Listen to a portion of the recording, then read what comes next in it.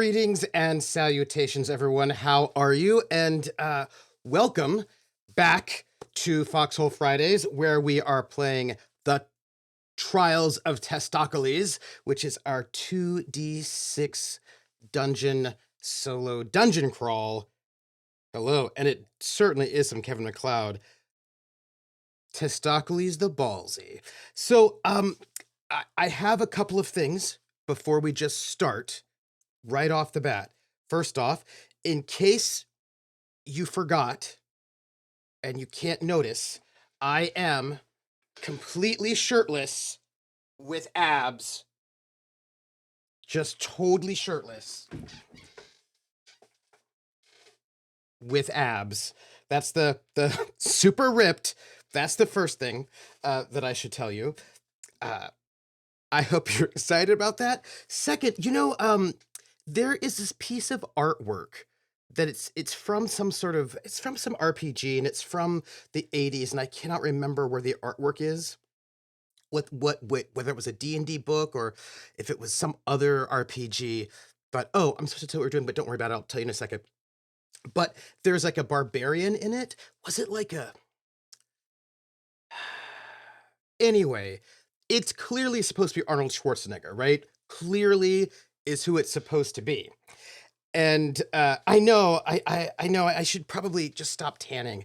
So it's supposed to be Arnold Schwarzenegger, but he's got this helmet on, and I realized as I was getting ready and putting on my faux leather pauldrons that I need a helmet. I just came to you to do this stream, part 5 of the Trials of Testaklees, when we're in the 3rd level of the human ancestry dungeon, the Crypt. And I realized that I need a helmet, but I need the helmet from that artwork. And it will probably be plastic and very cheap. But I just want you to know that if I can get said helmet, I will. Why? Because that's I think I do need a spear and magic helmet, as a matter of fact. And I was like, it's one of those sort of, it's basically a faux Viking helmet. Do you know what I mean? It's the little kind of helmet that's sort of like silver with the cross pieces on it, right? And those probably are brass with the little knobs, and then would have and it has the little nose piece that comes down. Do you know what I'm talking about? Anyway, it's from this drawing, and I was like, I need this helmet for this stream. But I did not realize it until just like 5 minutes before the stream started that I needed that helmet, and there is no way I could get it in 5 minutes. But, well, I could find you that helmet, but not plastic or cheap. I mean, Vulpes, I feel like it was actually color, and I can see it in my face, and it might not have been that early. It might have been a little bit later, and it might have been GURPS. But I remember it. Like, it's clearly like it's an Arnold face, and he's like, and it's like slightly below, so it's like not straight on or above. And like, so you're looking a little bit up at this barbarian, the helmet, the hair, the whole thing, the muscles. Full page or partial? I don't think it was a full page. I feel like it might be GURPS, but I could be wrong. But it sees either GURPS or it's Larry Elmore. It's one of the two. Do you know what I mean? Like, it's one of those two things. It's either Larry Elmore and it's earlier, or it's GURPS and it's a little bit later, but still way earlier than now. And it's just one of those two, and I've not figured out which one it is yet. But that was a distraction. Hi, I'm troopersjp, and welcome to the Foxhole Fridays, and welcome to our going solo. I know I started a little bit late because I was a little bit obsessed with updating our macro the way I said I was going to do, and then I did, and it was great. I did a little bit of, okay, so before we get into it, I did a little bit of work, doing a little bit more work, making the adventure, making the 2d6 dungeon on Roll20 even a little bit better than it was before.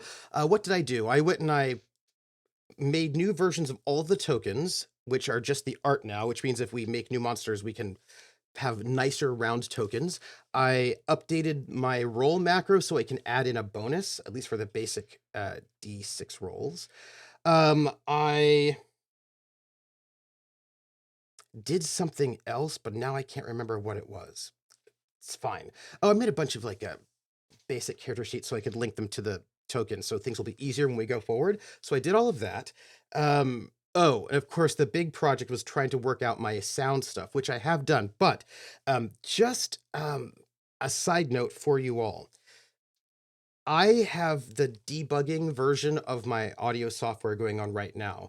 So if at any time I get weird cracklinesses, let me know so then I know that when I'm done with the stream, the debug log that will emerge from the session will be one that has the problem, because so far I've not been able to reproduce the problem that I complained about ever since I rolled back to an earlier version of the software. So we're going to, if you see it, let me know, and then I can send the company the debug logs. So this is our goal for the moment. Also, apparently, we might have found the art. No, this is not it. This is not it. It's not the right helmet. I feel like it might be. I feel like it might be GURPS. But why would I be looking at GURPS recently? Because I don't think I would have been. I am, but I remember it's like a weird face, and I'm pretty sure it was color. And oh, I'm gonna work it out. I'll work it out. So we're gonna play 2d6 Dungeon. I want to thank you all for being here with me. It has been like since last we met. I have been very madly sort of working to put together some work on this, the 2d6 Dungeon, but also we've got a premiere on Sunday at 2:30 p.m. Eastern. Will be the first episode of an either 2 or 3 session mini series, Seasons of Death Summer. If you recall, 2 summers ago, I did Seasons of Death Autumn, and that was a Night's Black Agent gumshoe 1-to-1 game with Grimjack, with Warp Reactor with Greg, where he played a burned secret agent hunting vampires and being hunted by vampires. And this is so Night's Black Agent is a game by Pelgrane Press, Kenneth Hite, Robin Laws, a bunch of folks that were part of that had worked for GURPS and also the British New Games movement, and they're like sort of big folks, right? And sort of famous in their own way. And Kenneth Hite created Night's Black Agents, which is basically, nope, that's not it. I feel like I know that I know that I know it, but I also don't think I've been looking at the GURPS book recently, so that makes no sense to me. Anyway, so anyhow, the whole concept of Night's Black Agent is Jason Bourne meets Dracula, right? So like the protagonists are all secret agents who've been burned in some way because there's a giant vampire conspiracy. They found out too much and now they're in trouble. And so we had our first agent who came in 2 summers ago, and now we're having our second agent who has come in, and we are going to have Ari, who's going to come in on Sunday. So you should definitely watch it. And I've been spending the last week or so working out, getting assets together. And if you know the Gumshoe 1-to-1 games, they use a lot of cards. And so I've been like making digital cards, getting things together, trying to create a character sheet in Roll20, which is a little bit overkill, but that's how I am. Anyhow, doing a lot of stuff. And so you should definitely come and be there on Sunday. I'm very excited. I'm very, very excited. So, you know, look, I actually feel like, okay, hold on. We're gonna start the game, but I think it's in GURPS 4th edition. I think it's in characters, and I think it is like probably in the section around advantages or disadvantages. I may be wrong, but I feel like that's it. But that's also weird because I've not looked at that book recently, so I don't know why this would. But 2:30 p.m. on Sunday. Hey, Prax. Evening. So 2:30 p.m. Eastern on my channel for this Night's Black Agents, and I'm very, very excited for it. Yes, Eastern. And I believe I have updated the RPGs command. I think it should be there everywhere. So please be excited for it. Uh, look, I think that Ari is just a fun player and they're great to play with. They've got a new wig for the whole part, which Ari's wig game has been good ever since Geek Space TV. So I'm pretty excited. Um, okay, so that was all of that stuff. Audio, Sunday, today. I feel like I've got the audio fixed, but let me know if it's not. Today, we are doing our continuing adventures of Testaklees the Ballsy, and who was so named by Laugh Love Lindy. I should also point out something just in case you want to know. And one of the things that I think I should point out is this. Oh, I should put a default size on those cards. That would make it even easier. I'm not going to worry about it right now, but would be a good thing to do. I think. Oh, you just dropped Twitter entirely? Good for you, BP Phantom. But I will make sure I get I'll let you know. But you should definitely come. I think it's going to be very fun. I have important goals before now and then, which involves dramatic music. But not the point. Other point is that one of the things that I do in the summer is try to sort of build up a little bit of the Patreon nest egg and the Tips and Bits nest egg so that when we start off the full cast again, we'll be good. And so thank you for being here for these, and I hope you enjoy them. And we've got this week, next Friday is another solo session, and then we've got 2 sessions of the Sandman with Laugh Love Lindy, Rocket Fox, and Simon Wandering DM, which, by the way, will be the continuing adventures of this 1980s game that I've been obsessed with since the 1980s, where they're going to meet, our amnesiacs are going to meet Bonnie and Clyde, or they have already met Bonnie and Clyde. You know what? Just show up in 2 weeks. And later for this summer, we'll be returning to Crash Jones, a new Crash Jones serial. We will also have some Cthulhu Confidential with Jackie Dash, and maybe some other things, depending on scheduling. So, all of that said,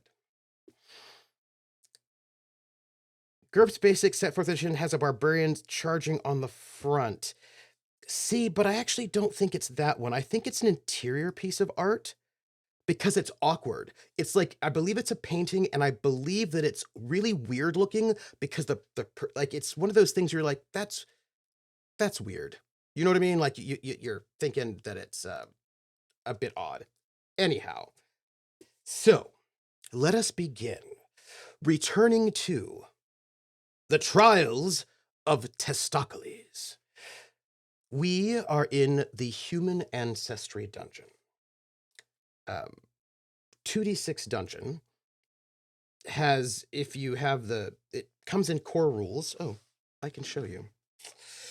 Because I kickstarted it because there's something wrong with me. So the core rules are just this nice little thin excitement, but it also, you get this dungeon codex, which are all the tables for this dungeon. And this is the human ancestry dungeon. So this will let you go through all 10 levels of the human ancestry dungeon. You could probably do this many, many times because random rolls. And I believe the plan is, or at least as they talked about it, is to come out with new supplements with different ancestry dungeons. So you could go to the elf ancestry dungeon, or the dwarven ancestry dungeon, or the minotaur ancestry dungeon. Who knows? So, and I imagine that each of these dungeons would be flavored in a different way. There is an expansion that I have, which is for layers, which is for infernal caves and sunken swamps, is what this expansion is for. But there's some creepy things in here, which I think is awesome. Oh, also, there's a great deck of cards, which is why I do quite a bit of asset work, because they come with these like really great cards, and you can, if you're playing at home, which by the way, I played like a level with a different character just to make sure I knew how to play it at home with my dice and just like a little printout in the grid map, grid paper, grid sheets, grid sheets. And it was very fun. So good times. I like that very much. But I don't know if they're going to have a new dungeon coming out soon because they just finished kickstarting 2d6 Realms, which takes this procedurally generated excitement and turns it into a hex crawl, which is not out yet, but I did kickstart it, so I will have it at some point in time, because who does not like a good hex crawl? And I feel like there's just not enough hex crawls in my life. So that's exciting for me. All of that said, let me remind you all of our lore. So, for those of you who may not remember because you got hit in the head, because that's what happens, 2d6 Dungeon is set in its own fantasy world called Coradine, or Coradine. It is a land where the people have long-standing peace, war seemingly forgotten, and the regions and realms respect a unified sovereignty. But beneath this shroud of peace is a turbulent underworld, a dark realm that is riddled with dungeons and underground chambers where monsters hide away guarding their treasure, and organized groups of bandits and brigands form plans to raid the settlements above. Although Coradine features some of the classic fantasy heritages, it also has new, unique ones, some twisted by their time in the darkness, other warped by their desire to break the harmony above. Parties and adventurers play their part in ridding the world of these terrors by venturing forth into the dungeons that litter the land. Those found in the dungeon realm are evil, and will try to destroy those who dare enter. Oh, I don't have my dun dun dun set up. That makes me very sad. But we should also pay attention to the subterranean gods. The gods of the underworld are ambivalent to those on the surface, but as an adventurer who is entering into these depths, you must be aware of what they offer.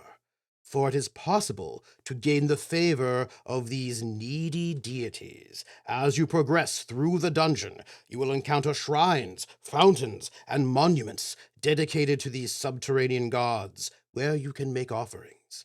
Learn more about this process in vintage usage later on, and more about these deities on the god cards. But our goal is to complete all 10 levels of this dungeon without dying, and thus attain legend status. That is our goal. Will we achieve it? It's unclear. It is unclear. Hello, Courier. How are you? So, oh, thank you for doing the dun dun dun. The problem is that oh, you know what? I bet I totally could dun dun dun if I replace that docs button with a dun dun dun button. I'm going to do that secretly, so you're not going to realize that that's what I'm doing. You'll just think that I'm just hanging out being like a normal person. But really, I'm secretly vamping so that I can get the dun dun dun, copy it, and then move it over to my going solo profile. Delete, and then paste.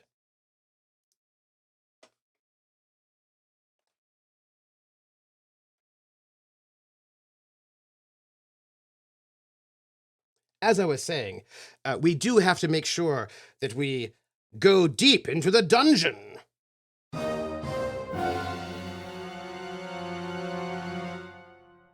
Nice. Okay, good.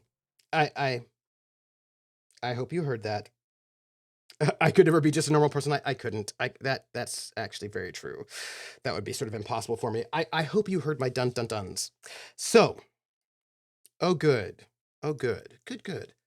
So, in this procedurally generated dungeon crawl, we have entered into the third level of the human ancestry dungeon, also known as the Crypt.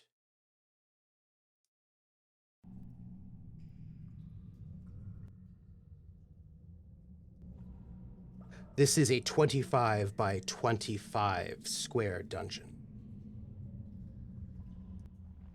Let me know if this volume works for you. Looks like it could be fine. It's creepy. It's pretty creepy. I'm into it.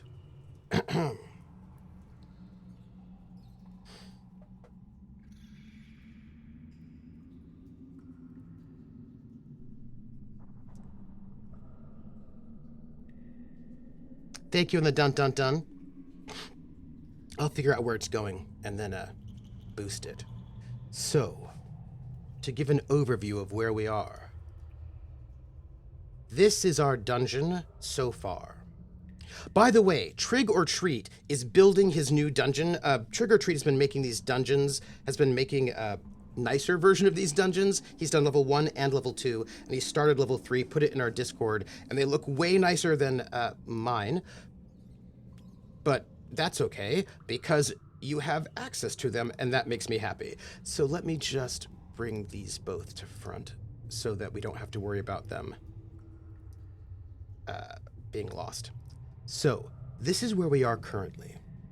And as we move through the dungeon, we explore, we find things, and we are looking for the entrance down to the 4th level.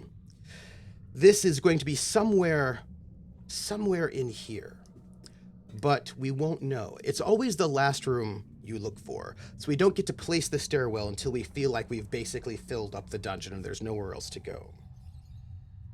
Yeah, mine looks vintage. If it were really vintage, I'd probably have like a bit more blue in the background. Well, I wouldn't worry about it. So, we are here, but let us recap our current status. We went into a body that we wanted to hang out and visit, and it was a mummy, which was great. Unfortunately for us, it exploded viscera on us, and now we are covered in blood. And being covered in blood... Oh, helmet! Vulpus just gave me a link to a helmet that I want. Being covered in blood gives us the condition bloodied. Now, for every room that we enter,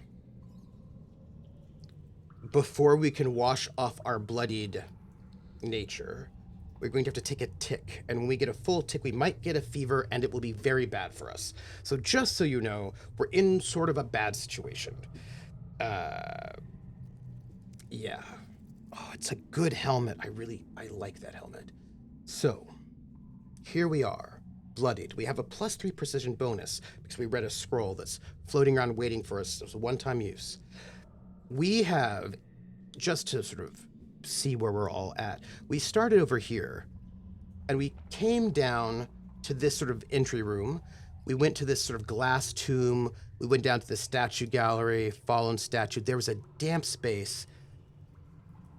Did that damp space have water in it? Did it? Was it full of water, everybody? Oh, good question. There's the miasma room that we're in, which is not full of water. This cold crypt, this jade hall, the stone tomb. We got into this room here, which, this wrecked space with these many locked doors. And we were not able to get through these two, only this one. So we have decided to avoid this for the moment. We've come back, and we were thinking about coming back down this way, south, and exploring the dungeon from this area. The one problem we have is that we're covered in blood, and this is going to be bad for us. We don't have many rooms before Yeah, Vopa says, if it had water, would think it would be labeled as such, not just damp. It was also full of a bunch of weird mushrooms. So I just don't think that's a winning spot for us. So I think instead what we do is we note that we're in trouble, that we have to either find a way out of this dungeon so we can get to town and wash off, or find water. One of those two things is going to have to happen for us. And we have a limited time and space. Oh, you know what? I bet I could add a tracker on this character sheet later. Not now, but later. So, our hero, Testaklees. There's a apostrophe in my mind between the K and the L. The Ballsy is going to make his way back to the entrance room so he can head down south, hoping that he can find a way out or a source of water. However, because I am pretty sure I never made a tracker because I went very, very minimal with my character. She was like, let me just make the most minimal, fast. Yeah, I'm going to have to add a tracker here when I have time. I don't right now. But we have no worries. We have a tracker on our big character sheet here because we made a big character sheet with all the beauty and deliciousness that's going on. And we are now, bloodied. And that is what is happening with us at the moment. Hey, you know what? We have a bunch of favor with the gods. I wonder if that can help us. We don't have to worry about it yet. We'll worry about it when we get closer. We are, however, I know, going to just move into the next room, so might as well just give ourselves the next bloodied status because... Oh, you know what I can do? While we're here, hold on. Let me, level 3. I actually,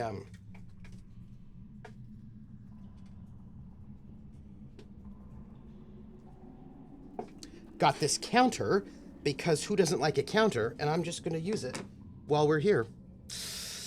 Oh, yoy. All right, folks, let's do this. We have got an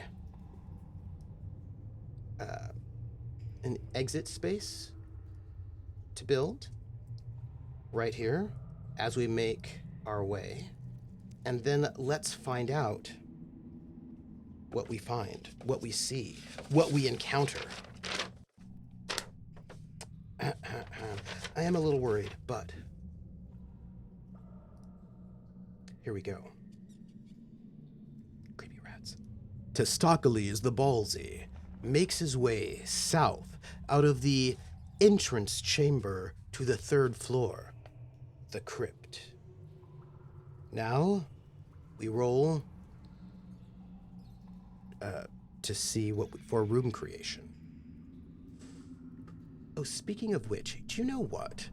I made my life a little bit easier on making brand new macros, and so I'm going to just make them token actions as well, because token actions show up at the top of my screen rather at the bottom where my camera obscures vision. So, and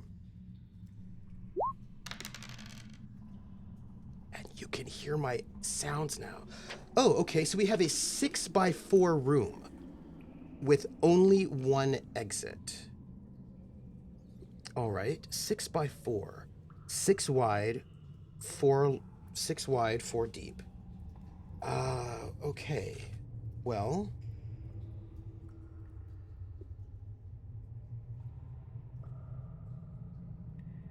interesting. Okay, so let's see what we have. One exit. I want to hit the wall because it's only by hitting the walls that you might have a chance of finding a way out to get to town, because there's per level there is one secret exit, like a like an air tunnel that you can use to get out. So let's make this, and it's only found along walls, outer walls. So 1, 2, 3, 4, 5. 1, 2, 3, 4, 5, 6. So this will be the outer edge. Now the question is, where do we want to have the door? I guess the smart thing would be to have the door continuing south. So let's do that. And let's have the door be here. I think that's like a little fun. It's a little off. It's like a little off center from the way that we came in. And I think that is neat. I do enjoy that. Okay, so this is the room that we're going to enter into. We have one door. Secret tunnel, secret tunnel. Okay. The, what is, 6 by 4 is 24, which means it's not a big room. So we don't have to worry about that. We then just need to,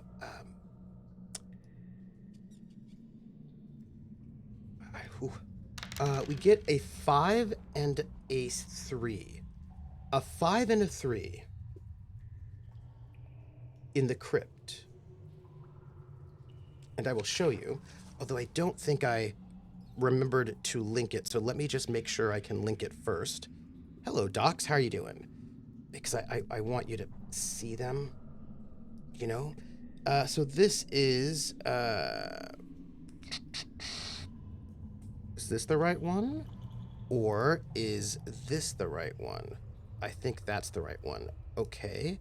And then it's probably the wrong one, to be honest, but it's fine. And then this should be...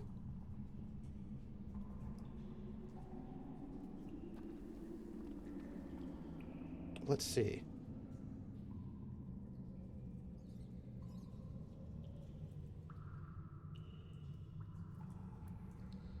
That looks about right.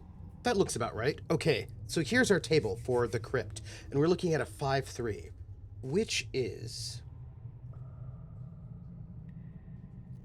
the stone altar, which I do not believe we have encountered yet. I'm going to, by the way, I'm just going to bold all the rooms that are unique so that we, you know, we'll see them a bit easier. Damp space, there's the statue gallery. Just making our lives a little bit easier. But I do, because it does not look like we have found a stone altar. No. Okay. Well, let's see what it says.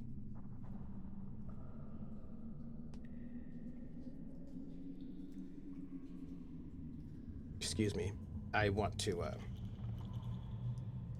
put the title here so we know what room we're in. This is the stone altar.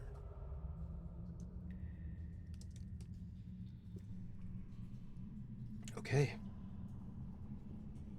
Secret tunnel, secret garden.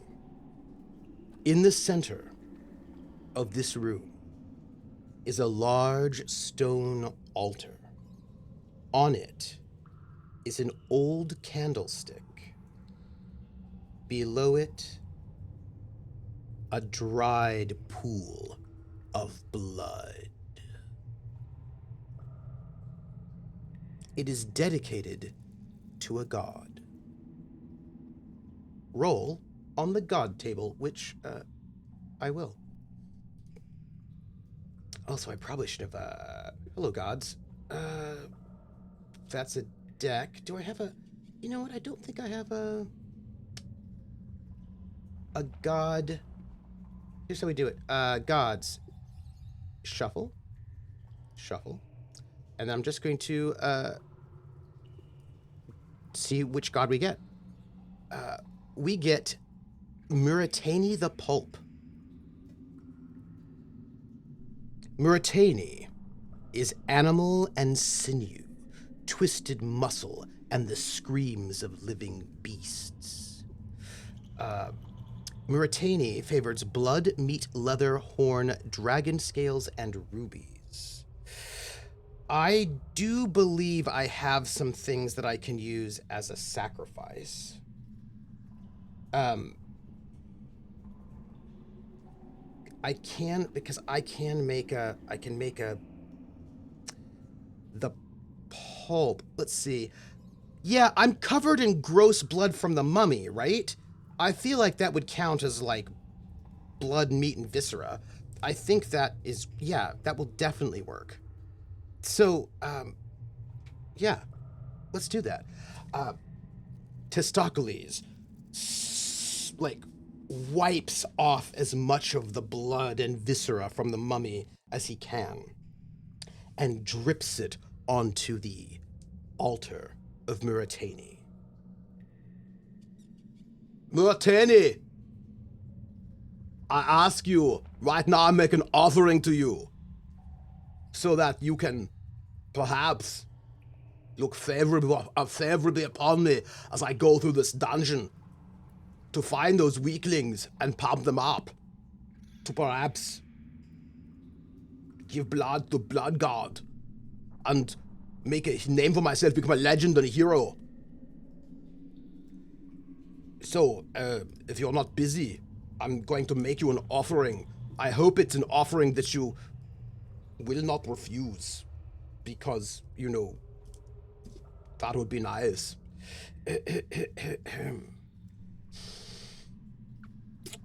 During your adventure, you might find a specific feature such as a shrine, fountain, monument dedicated to a god. Here you can gain a favor point. In general, you are prompted in the text when you can offer an item. You may do this once per dedicated feature. For example, you might place an item on a ledge or in the water of a fountain. When you do this, you gain a favor. I don't have to roll. You just gain a favor point. Add this to your character sheet, ticking the correct box next to that specific god. On such an occasion, cross the item off your inventory. Some items grant you 2 or 3 favor points. I'm just going to drip blood all over here, and I'm just going to take that favor point because I feel like that's great. I feel really good. Hey, Muratani, how you doing? Oh, the pulp. I have 2 favor points with Muratani already. I have none with Maduva the Rot. By the way, this was designed by Toby Lancaster. Okay. It's fine. I'm still a little concerned about all of the blood on me. From a mummy may not be blood, but it would be meat and or leather. Or leathery meat. But I actually just got bloodied, so I feel like there was a bomb. Someone set me up the bomb. However, we're not done with this dungeon level, unfortunately, this room. I have to roll on the unexpected bad things table, or I suppose maybe unexpected good things, but definitely the unexpected things table. The interruptions and the unexpected table is what I'm looking for. That's what I have to roll on. Part 2. You know, do you, Oh, by the way, these are wooden doors. And, we can, what's the word?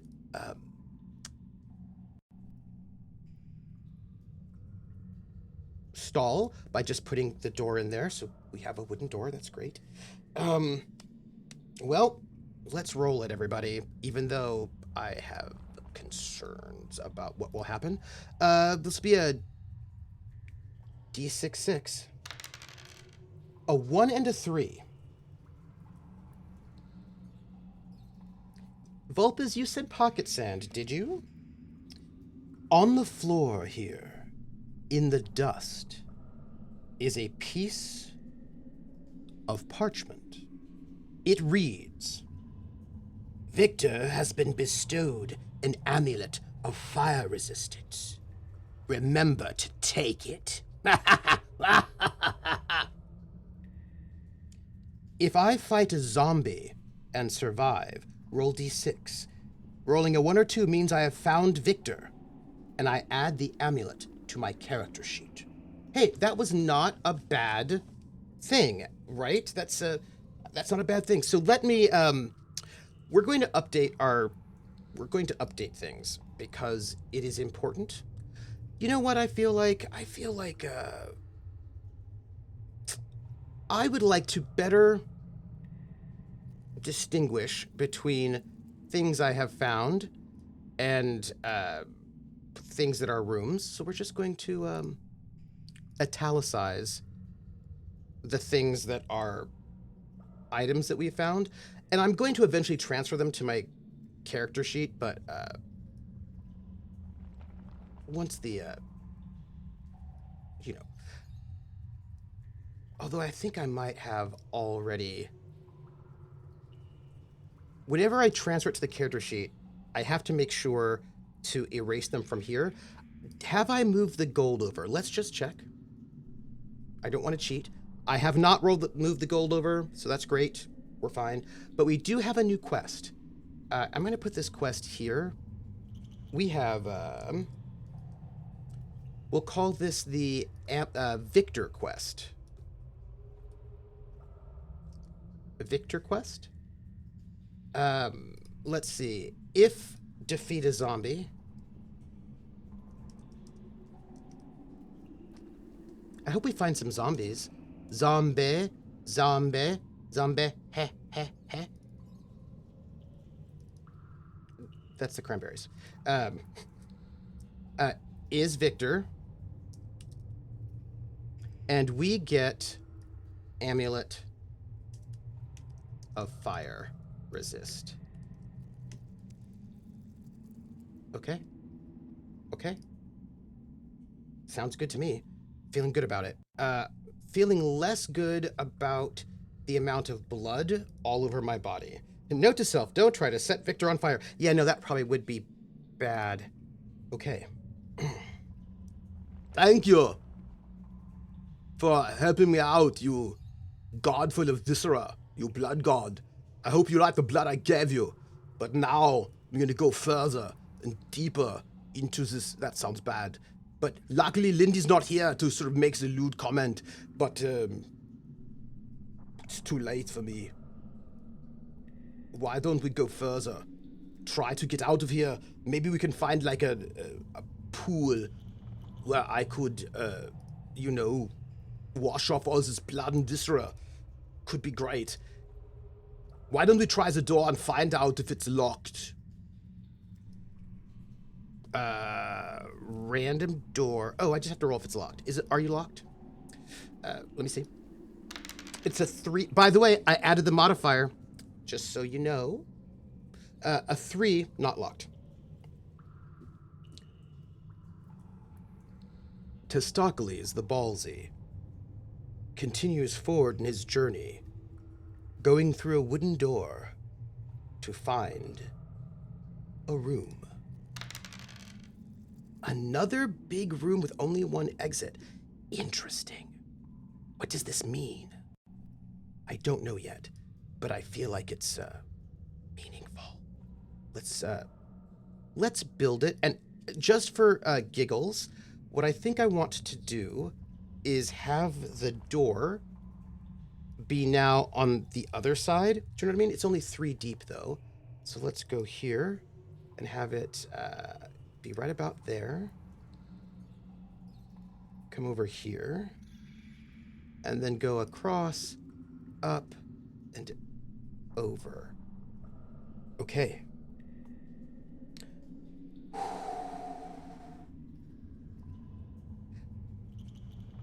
I should probably search for, I'm gonna add my bloodied counter, by the way.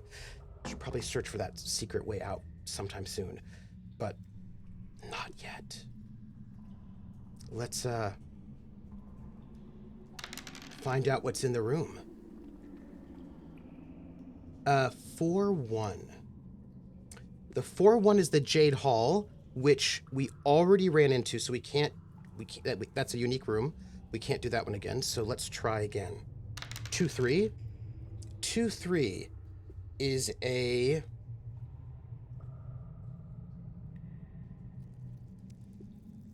It's not unique.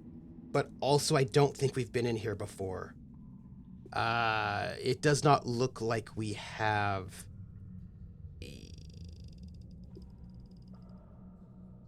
Also, I actually just want to bold all of our room names because I think that makes them easier to notice.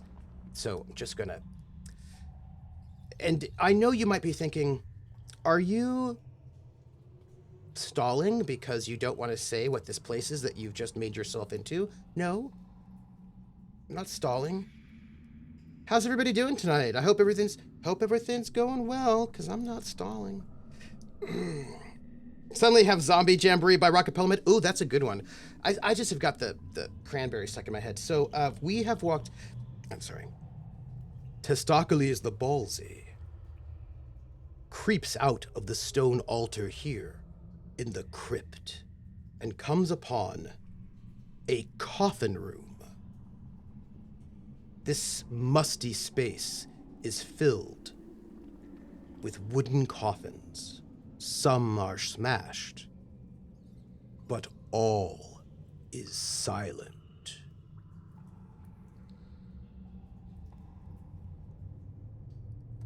I'm kind of creeping myself out a little bit, and I kind of like it. Just full disclosure. It's the music. Monster mash. It caught on in a flash. I can search the coffins, which I'm gonna do, obviously. There are coffins, some of them are smashed, which means I bet there's something really amazing to get in there. I'm going to go and try to lift lids off the coffins and find something amazing. It says here if I want to do that, though, I have to roll a d6, and now I will. I roll a 6, either good or bad.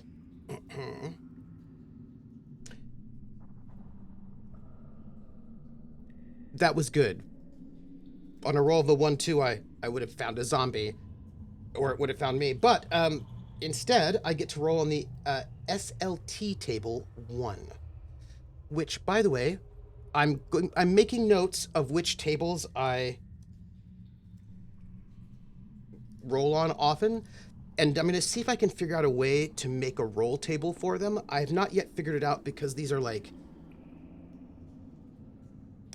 I think the probabilities will be a little bit weird, and I'm going to figure it out. I'm going to figure out how to do it, and it'll be cool when I figure it out, but I haven't yet.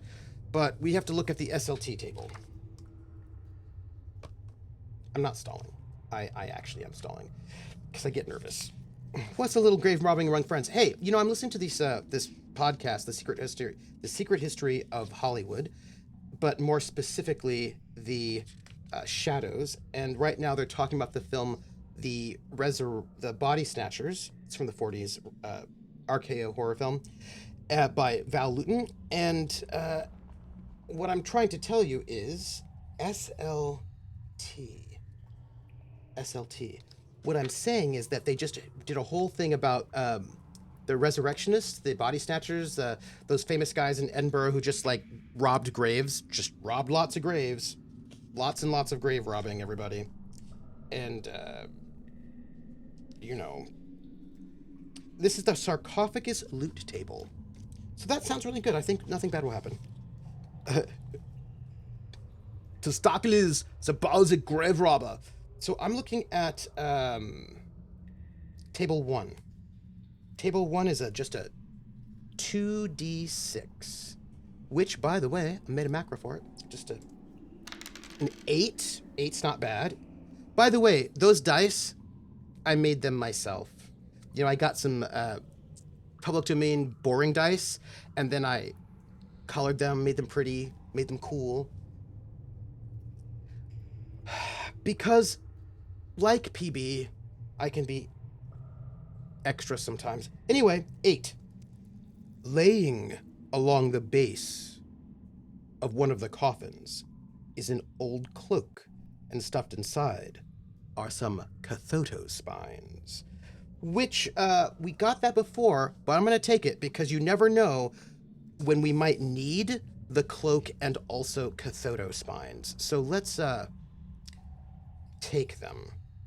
Now, I was wearing one of the old cloaks, but now I feel like having a second old cloak probably has to go onto my character sheet as a large and heavy item. I think it's not a small item, and I am not wearing it. So I think this is going to have to go here. Our second old cloak. To be fair, because we have to take care of inventory, because speaking of which, you know, there's a game called Paris Gondo, and it's all about inventory management and dungeon crawling. It's a little indie game, and I have not played it yet, but I feel like I should. I don't know how it works yet, but I feel like the game was made for me. That's just my thoughts. Okay. The coffin room has wooden doors. Let's do it. And we're gonna just draw our next space. Hey, you know, this year's, you know how they've got these kind of like, challenges that happen, like these yearly challenges, like once a day you do a thing, and they had a dungeon one, and this year's one was a hex crawl, but I just didn't have time to do it, but I do want you to know that I was thinking about it. We're going into our fourth room, 4 ticks on our bloodied counter meter. But I think I would have liked to have done a dungeon crawl. I think that could have been fun. But once a day, basically every day you fill in a new hex in your hex crawl. And I think that would have been really fun, and I just didn't do it because I did not have the time. Let's make a room. 3 exits, another 6-4. Huh. That's weird. It's not weird. It's fine. It's not weird. It isn't weird. I just... Max Rider asks, fill in a hex, how so? So I know that one of the reasons why I didn't do it, because 2D6 Realms is not out yet, but basically you get a blank hex map, and every day you make a random, like, find some way to make a random roll to decide what is in that hex, or map it yourself, and then every day you create a new hex in a map. So by the end of the year, you'll have this whole world map that you have built, one hex at a time. The year before, you made a room in a dungeon every day. And I just thought that was kind of cool. I didn't do it, though. But I should have. I'm a irresponsible person. By the way, we're not going to actually be able to get the 3 pen line. The 3 exits, because we're going to have this room be against this wall, because I want to be able to search to get out if necessary. So let's do the same thing. Let's have some symmetry here and have one of our exits be there. We can only make 2 exits, but that's okay. And then we'll have this exit be here, I think. And boom, boom. You're too impatient for a single hex a day? I see you. Okay. We've had traps so far in this room. I feel like they're getting... Well, let's see what we encounter. 1-1. Okay. A stone tomb. I don't think we found a stone tomb, have we? Oh, we have. We found 1 stone tomb. We have another... I'm just like looking to see if I can. What's the word? Copy paste, which I can. So this is a stone tomb that has archways. It's not unique. There is a simple stone sarcophagus in this space. The surface is rough, with no markings. And I have to roll a d6. 2. Yeah, great. Yeah. Yep. And Testaklees looks at this stone sarcophagus. Ha! I suppose it makes sense if I'm in the crypts. All I see are stone sarcophagi everywhere. You know, the last stone tomb I was in, the door of the sarcophagus just sort of like slid off and there was some terrible undead monster trying to kill me. What would be the odds it would happen to... And the lid of the stone sarcophagus slides off. And emerging from the stone sarcophagus is a level 3 undead table. Level 3 undead. Undead. 52. What do we get? A level 3 undead. Roll 1d6. What do we find? A heedless. I don't think we've fought a heedless before, but I'm pretty sure we haven't. I'm gonna just double check. Level 3. Oh, actually, I don't think a heedless is level 3. I think a heedless is a level 2 creature. And I do not think we've made one yet. So we've got a new creature, everybody. Very excited to see what it is. I'm going to assume it's a level 2 creature. Let's see. I can just check my tokens. Level 2 creatures. Heedless. Heedless is a level 2 creature. Let's pull a brand new token that I made because I have been making things because I care about you all, and also there's something wrong with me. And let's see if we can find the heedless card so we can pull it out. Banished. Banished. What are these? Herbs? Level 1 creatures, level 2 creatures, level 3 creatures. Oh. I don't think I need to draw the... I think I made... Look at me. Let's choose. We just need the heedless. And the heedless is sort of like this one, I bet. No, that's the Basil Initiate. Initiate. No. Let's see. Are you our heedless? You don't look like it. Oh, wait. These are the level 3 cards. I need the level 2 cards. I made my life even easier than I thought I had, and then I forgot that I did it. Heedless, this is you. Oh, look. See, look how nice this is. I no longer have to resize these cards, because I made cards for them already. Okay, here's our heedless. We're going to have to make a character sheet, because we haven't done that yet, but easy peasy, lemon squeezy. Here's our heedless. And let's... Is the token selected? It is not. Let me select this token. Use selected token. Edit token properties. This is... Oh, you know what? I didn't do the right thing here, but that's fine. I was less efficient as I could have been. Green is XP. Blue is shift. 3 is HP. Save settings.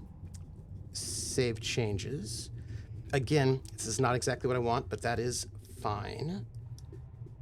Now you have to delete this. Okay, let's find out what we know about this heedless. Level 2. They have 13 XP, which I think we'll be okay with that. They are worth 13 hit points. They're worth 48 XP. They have a 2 shift, which I don't like. Don't like that at all. For treasure, we get the PT2 plus 1 and plus 2d6 gold coins, which is really good, right? That's very, very good. What do we have? The weapon is a baton. And let's put in their maneuvers. I made some very cool macros using the API so that I can... They're a 4-5, it looks like, yeah? Oh, no, that's a 5-5. I should make sure. This is a baton strike. And it does 1 2d6 plus 1 damage. No special bonuses apply, but they do have armor. They have leather armor, and that leather armor, secondaries 1, 2, oh my gosh. Okay, so hey everybody, this guy is very hardy, and I don't like it. He looks like he's going to be kind of hard to kill because it looks like it's going to be hard to do damage to him, which means I also don't think I should throw my my throwing axe at him, because if the armor blocks it, then I think I might ruin my throwing axe. So I think we have to do this without the benefit of the leather armor, which a little sad, and that is -2 damage. Okay. This will be us, everyone. And we won't film the rest of that for the moment, because why would we? And this... let's pull our heedless out. And I'm going to right now, because we can, update our default token. Okay.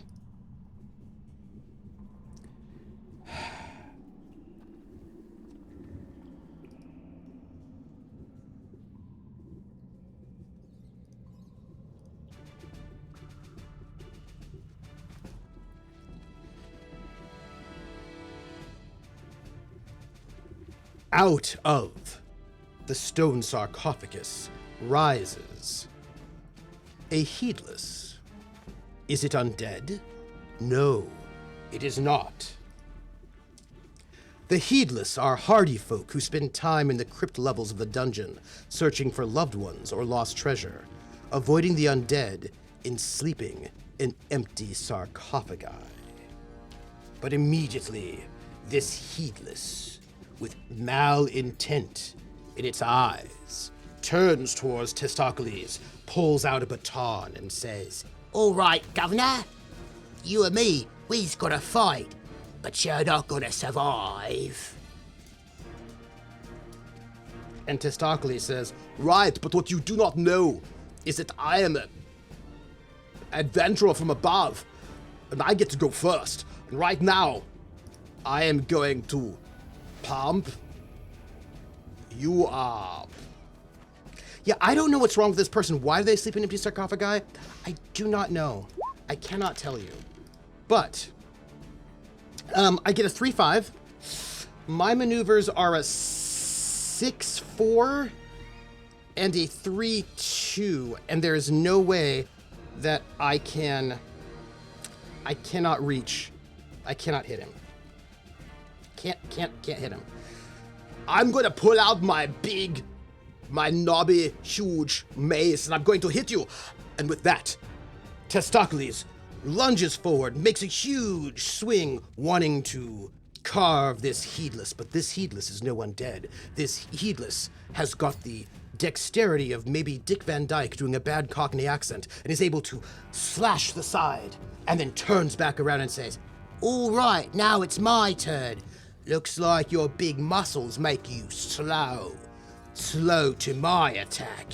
Ha ha ha!" The heedless lunges forward and does like a chim-chimmery, chim-chim-chiree, doing high kicks as if he were some sort of chimney sweep. Sadly for him, high kicks and doing chimney sweeps are not effective means to defeat a ballsy barbarian. And Testaklees goes, "Ah ha ha ha. So sad for you. What you did was completely not at all effective. But perhaps you will find out what effective is."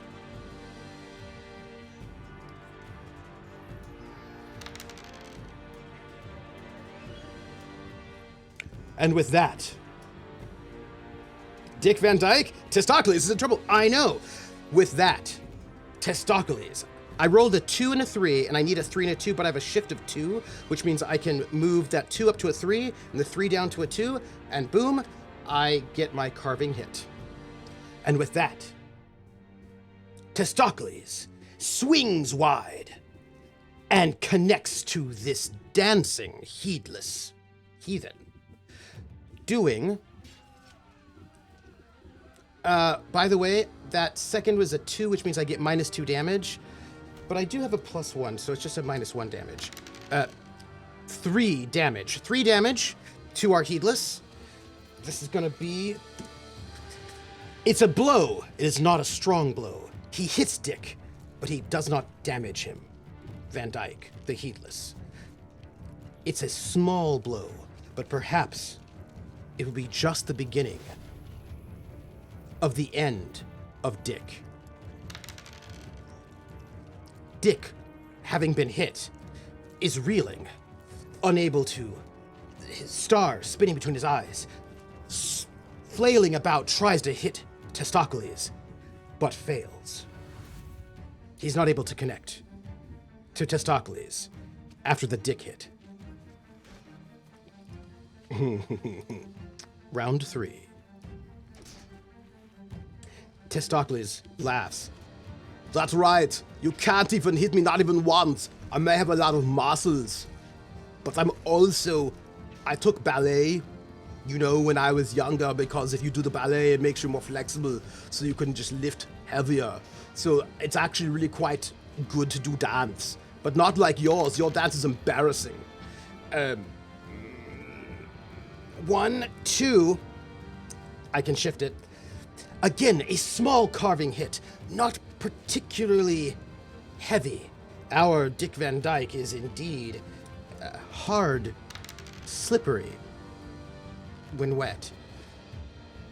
Only a small, glancing blow of a minor hit of 2 hit points. Dick Van Dyke, the heedless, has got some bruises. A bruise here, a bruise there.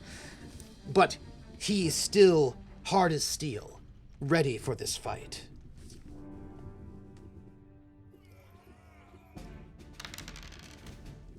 Nope. He may be hard to hit, but it's also hard for him to hit things, because he has spent his life dodging debt collectors, but not hitting his mark. We are now in round 4. There is now the shift adjustment die goes to 1. Everyone gets an extra shift.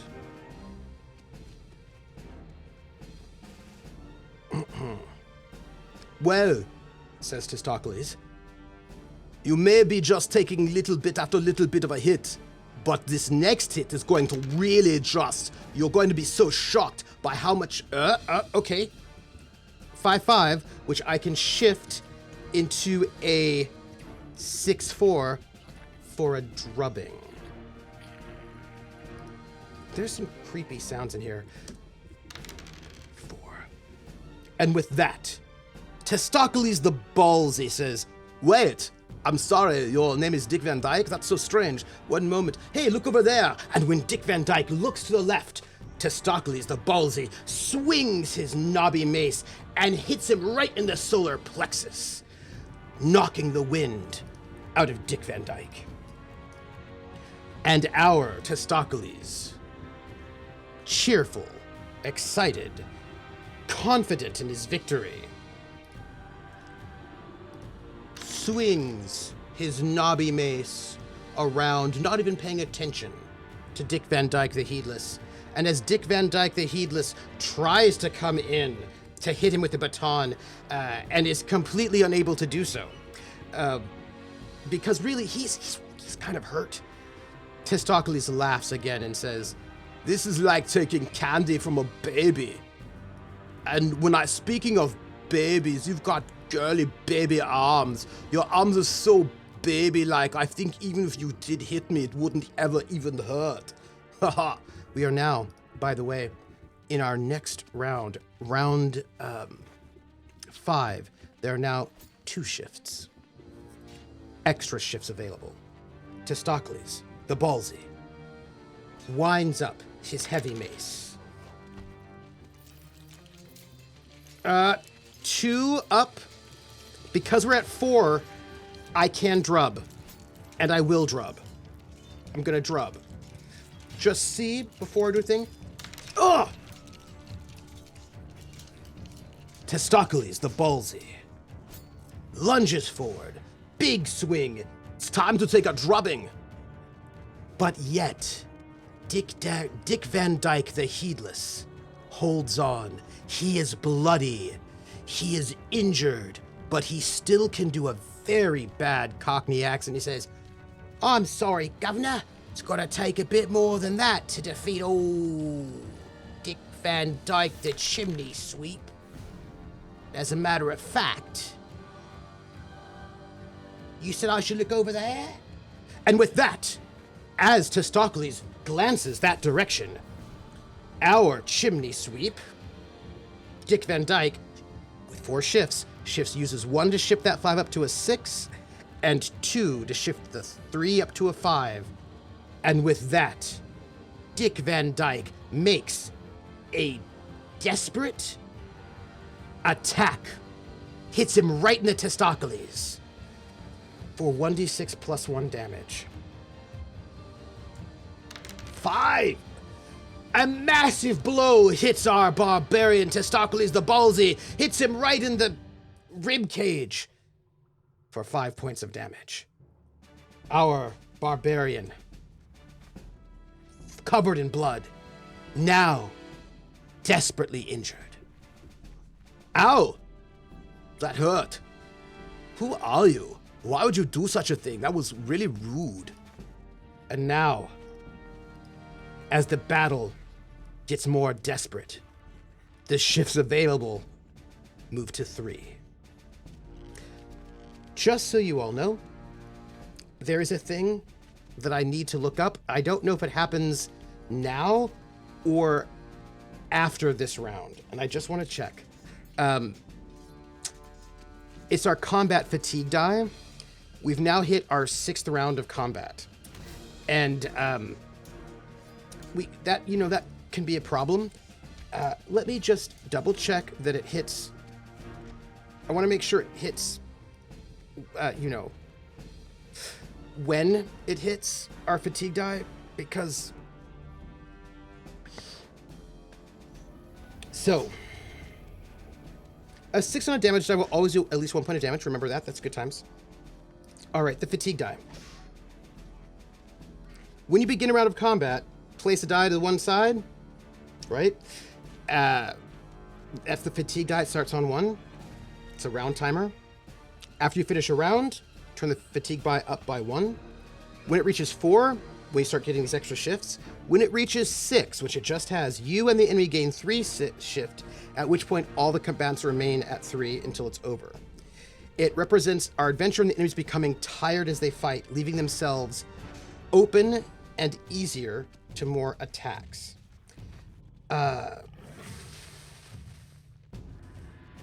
So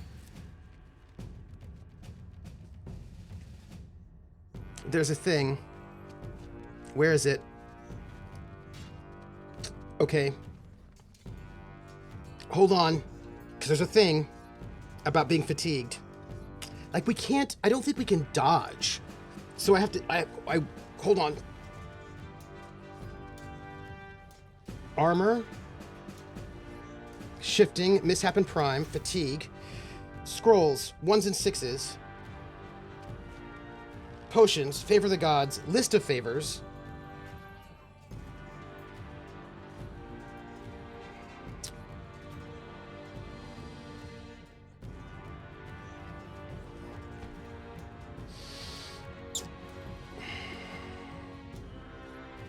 Hold on.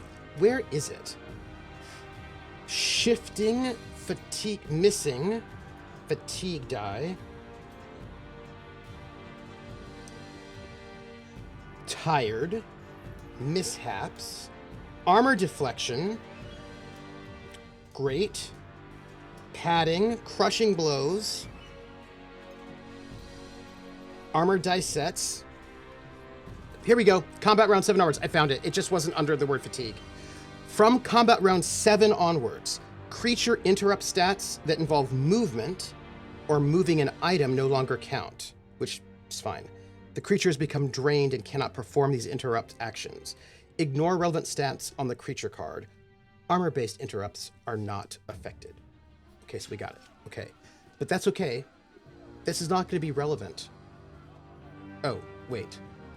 Actually, all this stuff is not going to be relevant because I'm going to kill him this turn. It's going to be real bad for him. I'm just going to like crush him. I'm going to just smash this Dick Van Dyke, and then he will not be dancing anymore. A 4-2. Yes, I certainly have enough shift to make that a drubbing hit, which I will do. And I'm going to hit him. And I'm going to be successful. Yes, I'm going to kill him right now. He is dead. Dick, now your diagnosis is murder. Yeah.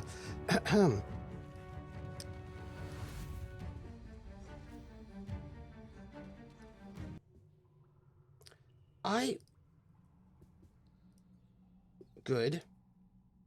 There were no fades. That was very awkward. Sorry about that. And with that, Testaklees the Ballsy just hits one big, giant swing of his knobby mace right into Dick Van Dyke's pants, crushing him, desperately killing him. And with that, the battle is over. I get 48 XP. I said pants. Wait, I think I did minus 48. Yeah, so another plus 48, plus 48. We're at 918. Oh, hit him in the van. Thank you. Thank you. You're right. Hit him in the van. Yes. Yes. You are correct. Hawkeye, you are correct. You are correct. This is fair.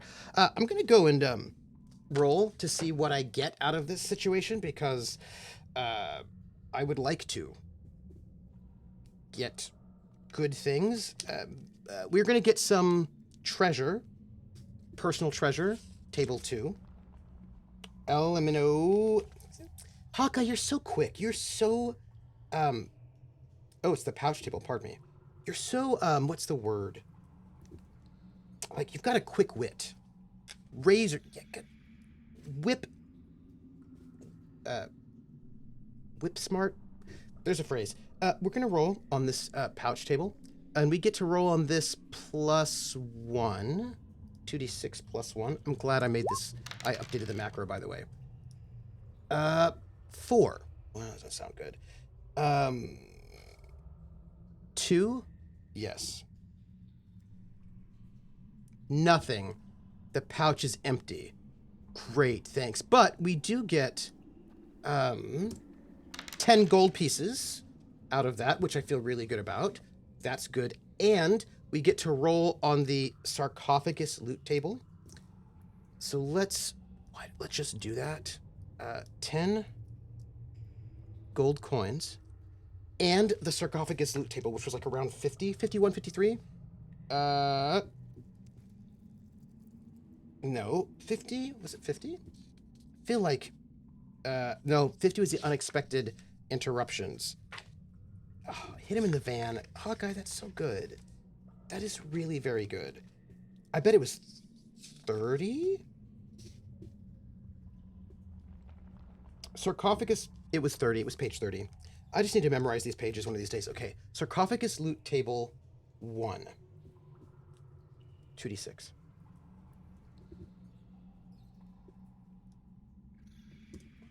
A 9.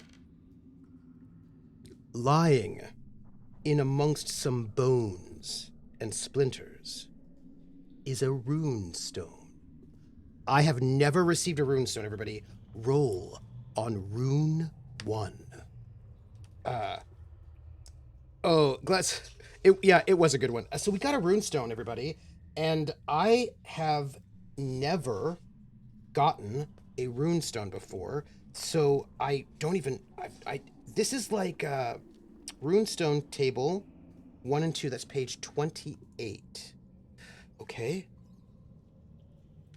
Did I say Runestone table 1? I did, right? I imagine I must have. 9.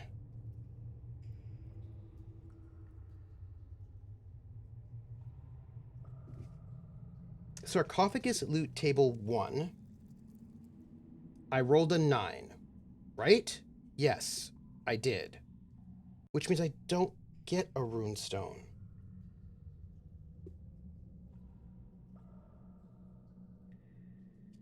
I looked at the wrong table, everybody. I thought I was going to get a runestone, I was so excited. But no, instead I get, there's a case in the stone grave, tucked into one side. Inside, I find a scroll. I get to roll on the scroll table. I would have liked a rune. That would have been really cool. But apparently I don't get to have this. Just feels a little unfair to me, but that's cool. Scroll table 12. Magic potions, magic items, magic scroll table. Yeah, but it says, yes, rune 1. Yeah, but it turns out I don't get to have stolen item table. Well, that's interesting. But here's the thing. There's got to be an actual scroll table here. Let's see. Scroll tables 1 to 4, page 16. And I'm going to guess also, because this is my life, that I don't get to roll like scroll 3. I was at the sarcophagus loot table, which was 31, and I get to roll. Oh, hey, I get to roll in scroll 3. I get to roll in the scroll 3 table, everybody. I'm glad I double checked. Gee, all the other adventures get runestones. Why don't I get any runestones? Love that movie, Pee-wee Herman's Big Adventure, by the way. So we get to roll scroll 3. We get a scroll of sunder. Kent, I never learned to read. Yes, he can read. By the way, we just found a scroll of sunder, and I don't know what it does, but whatever it is probably going to be great. So let's, because it sounds like sunder sounds like a thing that Testaklees would like. It sounds like a very Testaklees thing to have. So I'm going to just see what the scroll of sunder does. Magic items table. Scroll. Those are not scrolls. Magic scroll table. Scroll of sunder. Found it. There is a loud crack and the ceiling above your foe collapses inwards on them. That's nice. It is instant. It is a metamorph, which I believe we have a bonus to. We have to roll, it dispels on a 2-2, which we should probably note that. Oh, I'm kind of excited about this, everybody. It dispels on a 2-2. And what's its effect? Oh. Okay. Hey, I'm just gonna, we have a, it has a -1 to its fail roll, which is the same. And just in case you were wondering, it does 1 strike of 20 damage to all foes. I 120 damage strike.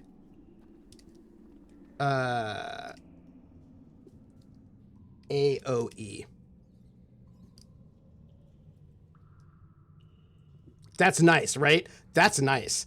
That's really, really nice. And I believe this is metamorph. as the spell orbit. That's really good. I don't feel bad about that. We're gonna hold on to that. We're gonna hold on to that. All of our life is good now. All of it. Well, except for the fact that we are bloody, but you know what? No need to stress out about that. Now, our hero, Testaklees the Ballsy, injured, bloody, unconcerned, presses forward. This is going to put us at 5 bloodied marks, which means we are halfway towards fever, which means we should probably think about being lucky and finding a fountain. Even my brains have a 6-pack. Yeah, I can read it, understand it's another subject. I mean, I look at all the symbols, it's fine. Testaklees creeps forward to see what he might find in this crypt of a dungeon. We're getting a lot of rooms that are 6 wide. It's quite odd to me. But there's only one exit, which means I feel like we have to have this exit going never eat shredded wheat west. By the way, I do understand that. Please note that I have to do the never eat shredded wheat every single time I try to think about east-west. Never eat, because it's west-east, right? It's west-east, but I always think east to west, so I'm always having to. It's a thing that happens with me. I just have to do that every time. Testaklees creeps his way further south in this mysterious crypt dungeon. This is, by the way, an 18, so we're good. And what he finds. Oh, I've not been in here before. Okay. It's a unique room.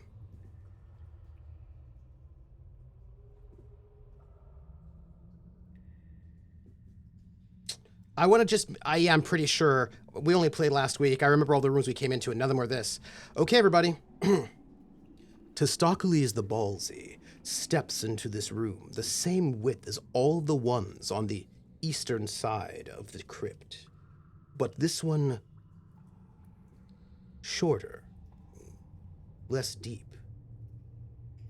This space is dusty, and it is lined the floor with what were once glossy tiles that also run into a sunken bath.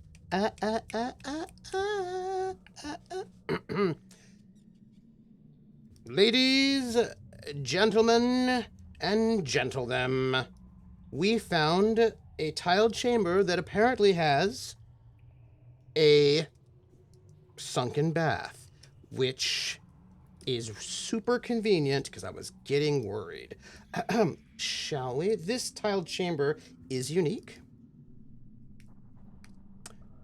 which means there's only one of them. And it says,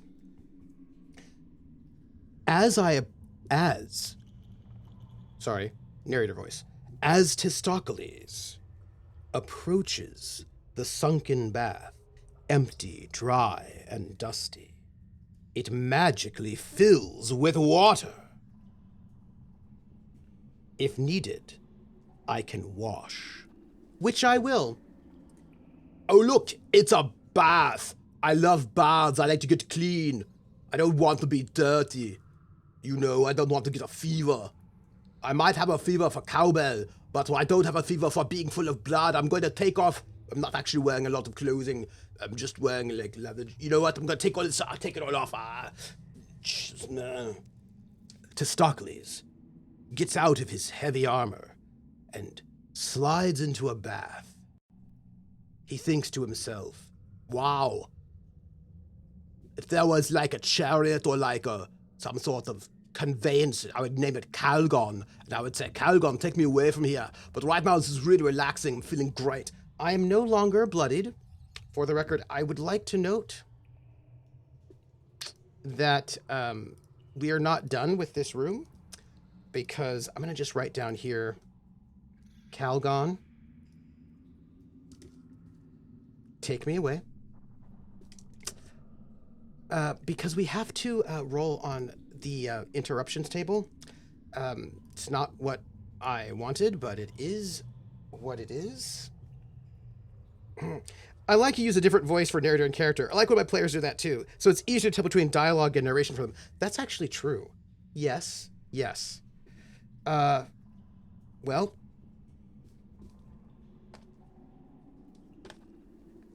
Is it what, page 50, right? For our interruptions? It is. Hiya. So we're going to roll on the interruptions and the unexpected table 2. You know what I hope? I hope it's just like a candygram. 5-4, everyone. 5-4 is...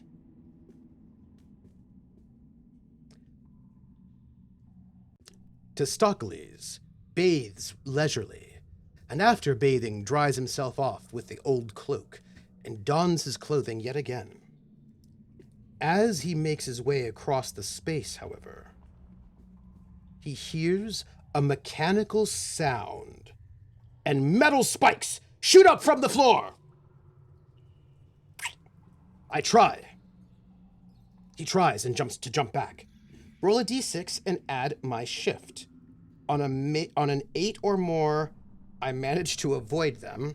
Otherwise, I take d6 damage. Okay, okay, well, fine. Great. I have a 2 shift. Oh! 7. 7's not enough. Not enough. Not enough. 4 damage. Wow, this bath was so nice, so great. Nothing bad is happening here at all. Everything's wonderful. Now that I'm all dressed, might as well just walk out of here. Just relaxation. Let me just walk out. Ah, spikes! Ah!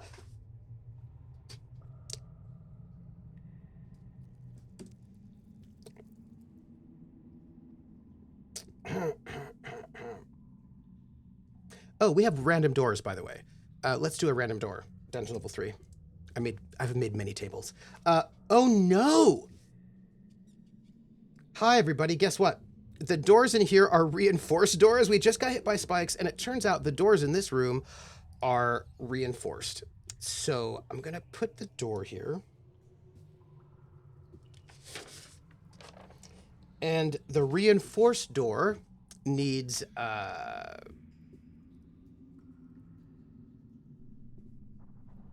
this. Oops. It's a reinforced door, everybody. It's a reinforced door.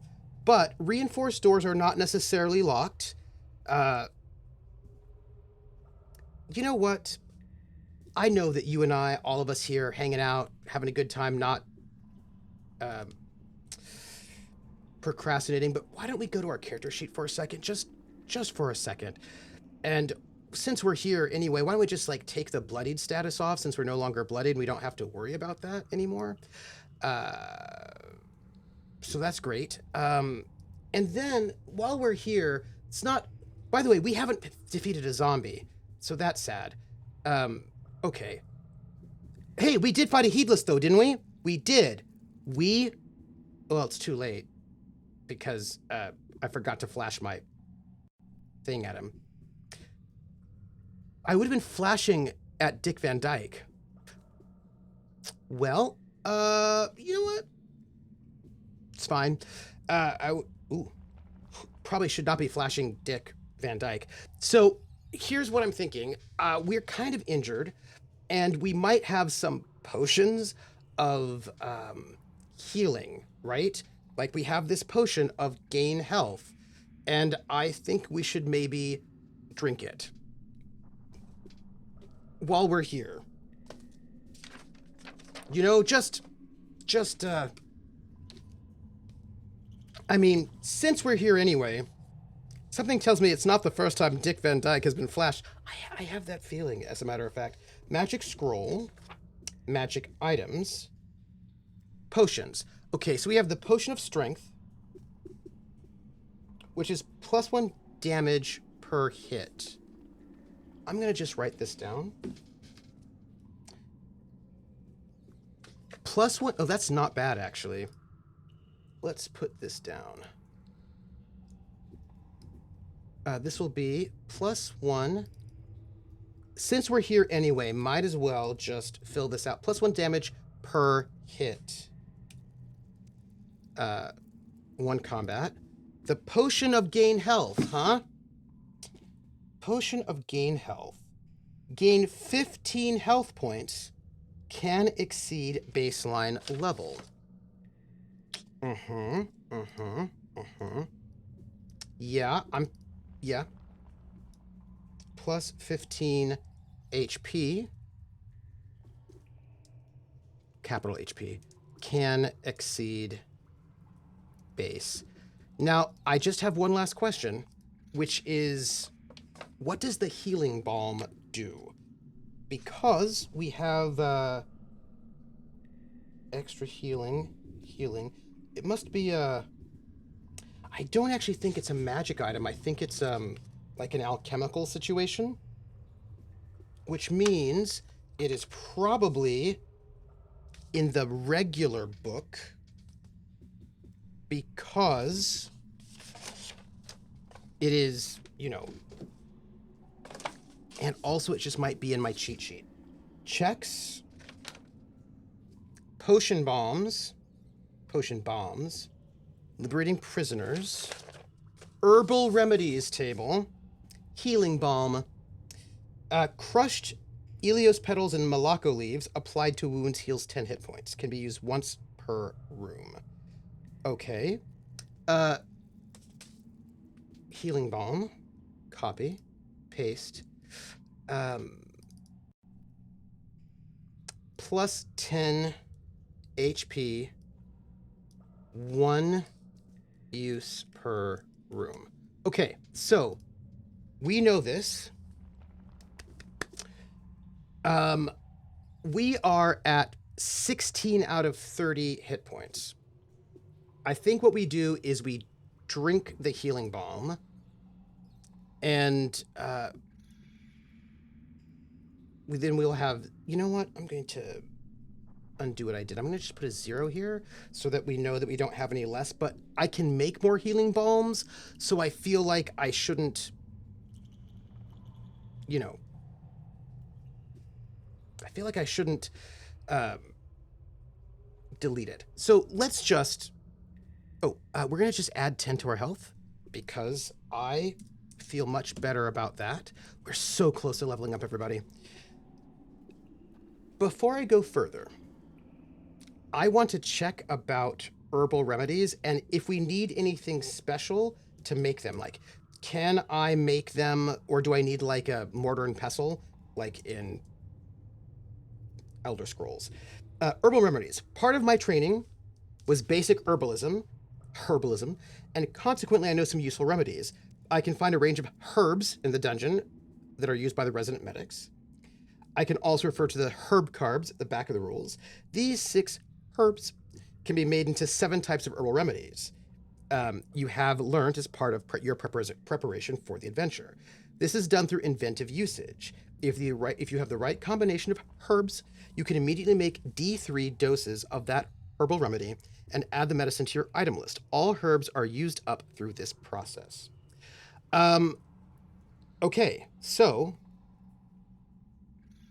while we're here, before we move forward, maybe do you think our herbal remedies go into the magic potion spot? I mean, they're not technically magic potions, right?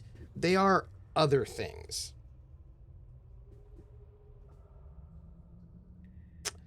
It's a good question. I don't know if I know the answer to that question, but let's see what we have. I know we've got a bunch of stuff in terms of items, so why don't we show our docs for a moment? But I believe we can show this one, which is the main book. And this is our herbal remedies table. I don't know if you can how well you can see it. Also, I should move that over a little bit. But nonetheless, so we can make healing balm if we have crushed Elios petals and Malacco leaves. We can make a medicated bandage if we have Dancoma stems and Scarlet Orivatus. We have health paste if we have Scarlet Orivatus, Elios petals, and Zumarus leaves. Requires a solid container, which I think we have. Oh, you don't have to roll for that one. We have soothing oil, which heals all fresh damage caused by fire.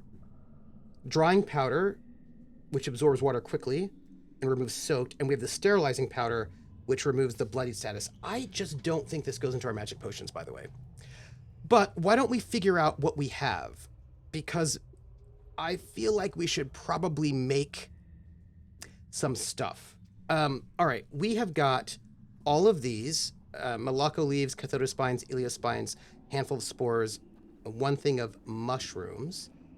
But I also think we have explosive marbles. That seems good, right? But I know we also have other items that we have not put on our character sheet, and I think we should just look them up and see what they might be. Glass, acorn, mushrooms, Cathodospines, mushroom. So three Cathodospines and one mushroom. We're going to note that. Also, I don't know why this has all those zeros on it. All right, 3 Cathodospines and 1 mushroom. Do not forget. Okay. And 1 acorn. And a black feather. We'll just put those things in there. 3 Cathodospines, 1 mushroom, 1 acorn, 1 black feather. Which is... So we now have 2 mushrooms. We now have 4 Cathodospines. And we have 3 acorns. And we have a black feather. Which... Okay. I don't know what we'll do with it, but... Probably some god likes it. I don't know. Okay.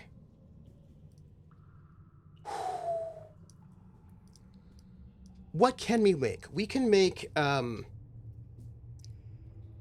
we have Elios...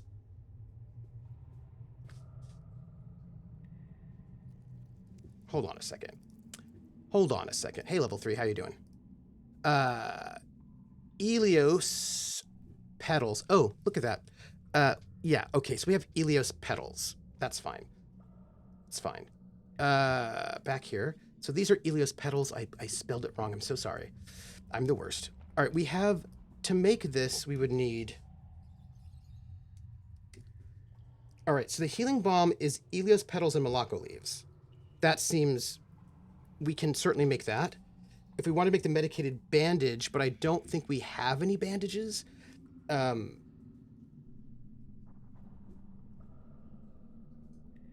I don't think so. Also, we don't have any Dancoma stems. We don't have any Scarlet Orivatus. We have Cathodospines. We don't have any Zumarus leaves. We don't have any Dancoma stems. Okay, so the only thing we could make at this moment is a healing balm, which we're going to do. They seem like something used in a downtime. Maybe we can buy some in a place, perhaps. That might be good. So we need to do an inventive usage. We have the herbs, so we can make D3 doses and add it to our item list. Item list. See, I don't think this is a magic potion. It says item list. Okay, so let's roll a D3. Hey, what are you doing? There you go. We're gonna roll this and then cut it in half. 4. We get two more healing bombs, which I feel great about. And let's just take our Malacco leaves, Elias petals and Malacco leaves, and move them down to just 1 each. And by the way, for the record, we get XP. We get 15 XP because we made an herbal remedy. Oh, catch up on sleep. Catch up on sleep. Do it. So in case you are wondering, everyone, we get 15 XP. We are so close to level 4. I can just taste it. But we are strong, we are capable, and we can continue on in this dungeon. And why don't we just find out if the door is locked as we try to leave? Because, that is a thing. Oh, yeah, okay, so we rolled a 6. And a 6 is definitely going to be locked. It's locked, everybody.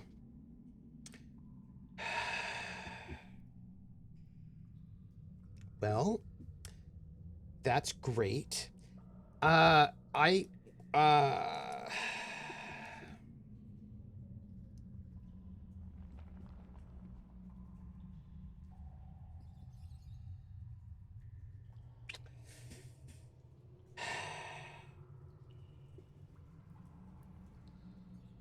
It's locked. Makes me sad. Well, let's find out how difficult of a lock this is, since, it's locked. Max Ryder, have a lovely, lovely night. I believe we roll a 2d6, and to find out the quality of this lock. Why did it have to be locked? Why is it always snakes? Just roll badly. 6. Not bad, everybody.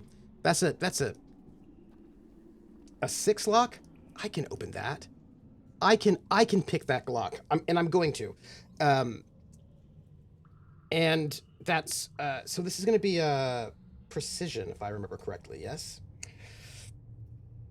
Yep. Okay, this is a precision check. And I have a lock pick. I've got a +1 and a +2, if I recall. I want to make an even bigger character sheet. Stop it. I'm going to just use the lockpick +1 because, I don't think I need more than a +1 on this. Also, side note, I'm going to make this the most epic character sheet ever at some point in time, just so you know it. So let's make, what is my precision? Is my precision a +1? Hey, Testaklees, how you doing? My precision is a +1. I'm going to make a little roll box there so that I can hit it. I'm going to make the most epic, and I get a +2. Just need to hit a 6. Come on! I'm going to have to use my bonus. I've got that +3 bonus, my precision bonus. It's a waste, but I'm going to use it so I can get through this door. I hate that I had to use that one-time precision bonus of mine. It makes me feel sad. But I'm getting through the door. So there's that. Was it even worth it? Was it even worth it? Testaklees the Ballsy, known to be smart, capable, observant, brings out his lockpicks and begins to pick the lock on the reinforced door. He hears a click.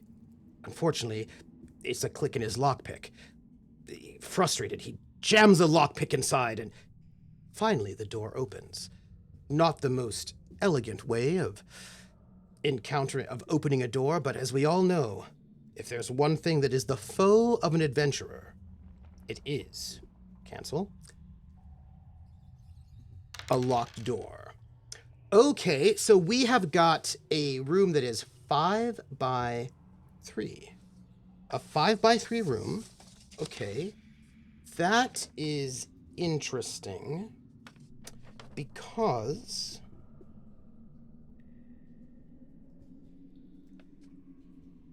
five by 6. Let's give ourselves 6 is deep. So let's go with by the way, 5 by 6 is 30, and 30 does not count as a large room just yet. So we have not reached large room status, but it does have 2 exits. So we'll have one go to the west and then also to the north. So let's have this be 1, 2, 3, 4, 5. We'll start here. We will go up to here. Oop. And then we'll hit this spot. Go up to, that's 1, 2, 6 tall. 1, 2, 3, 4, 5, 6. Oh, wow. 1, 2, 3. No, that's the size of the room. Kapow, says Roller. And then let's have the other door go there. And then here. Boom, and then boom.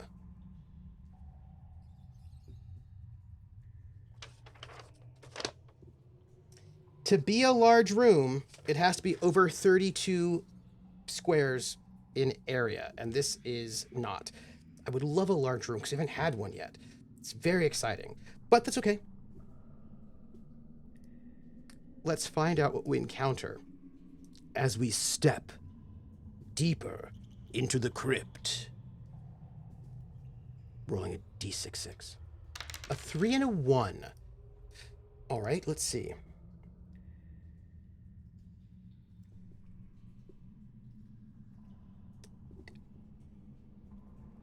Damp space. We come upon another damp space. This room.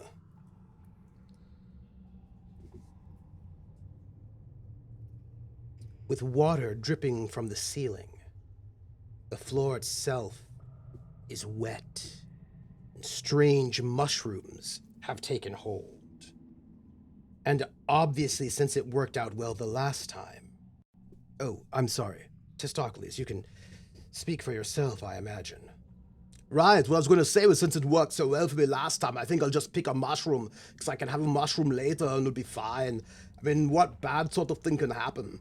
I just have to roll a d6, you know. Let me do it. I'll just do it. Testaklees picks a mushroom. And as he does so, a poof of poisonous spores assault his nostrils. And our newly healed Testaklees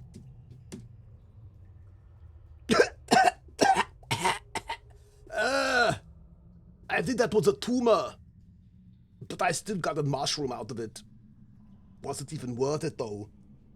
I'm not certain now, but at least I have another mushroom. Mushroom. Also, I feel like... Let's not... Okay, actually... I'm just going to put quotation marks so I know that this is a quote and not something else. There, that is how I'll do it. Okay. The damp space has archways. I also don't get anything good. All right, let's back up and let's talk, all of you in chat and I. I'm going to move this over here for a moment. So this is our dungeon as it's currently set up. We have a doorway to the north of this room and another one to the east of this. So there's probably a connecting room here. We've got this blank space here that there is a doorway that'll get us there. There is a locked door here that I could not get through. Our exit is somewhere in here. The question is, do we go north or do we go west? What do you think? Do we go north or west? Because I can see a good argument for either one. We're getting really close to filling in our dungeon. What do you all think? North or you know what? I want you to north. Okay, way up north. Way up north. Way up north. It's a song. Way up north. Way up. Hawkeye, what's the song? I've got it like lingering in my mind, and it is distracting me because I cannot think of it. What's the song? Way up north. Oh, actually, you know what I'm thinking of? I'm thinking of way down south by the hanky-panky where the bullfrogs jump from bank to banky with a flip-flop. Yes, north to Alaska. Yeah. Testaklees creeps through this damp space with a mushroom on his mind to see what else he may find. The next room he encounters is another one of these larger rooms. Not large enough to actually get to a different table, mind you, but still quite large. And we can make a connector, so that's cool. So let's do that. Let's go with here to here. We need to be 5 wide. And then to here. And this is going to be, we have 3 exits. That'll be one of our exits. And then this is going to be 6 tall. 1, 2, 3, 4, 5, 6. So to here. Which I feel really good about. And this is going to be, and we're going to give let's just be symmetrical here. No, let's not. Let's put our door there. Our second door. 1, 2, 3, 4, 5 here. And then let's have this door be here, I think.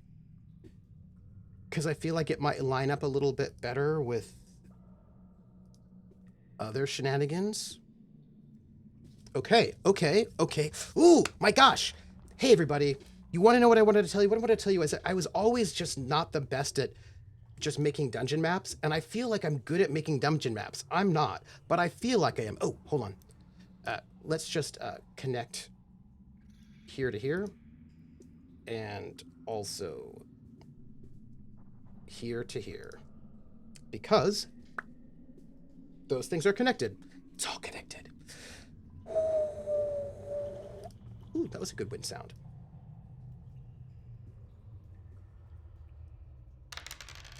What do we find? A 2-4. Have we come into this room before? Let's see. Stone, tiled, coffin, stone, altar, miasma room, glass tomb. Because this room is unique. Stone gallery, jade hall, stone slab. We have not been to this place before. It's just that a lot of things have... this is a crypt, so a lot of the names are somewhat similar, because it's crypty. We have come into... I'm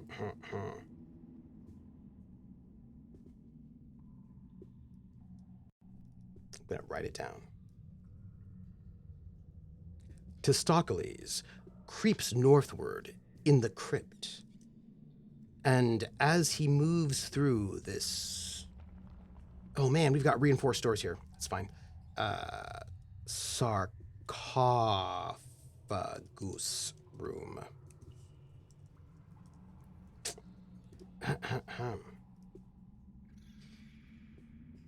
And inside this room, with 3 reinforced doors, there is a large and lavish sarcophagus here, with ornate trimming. Clearly, its owner was wealthy.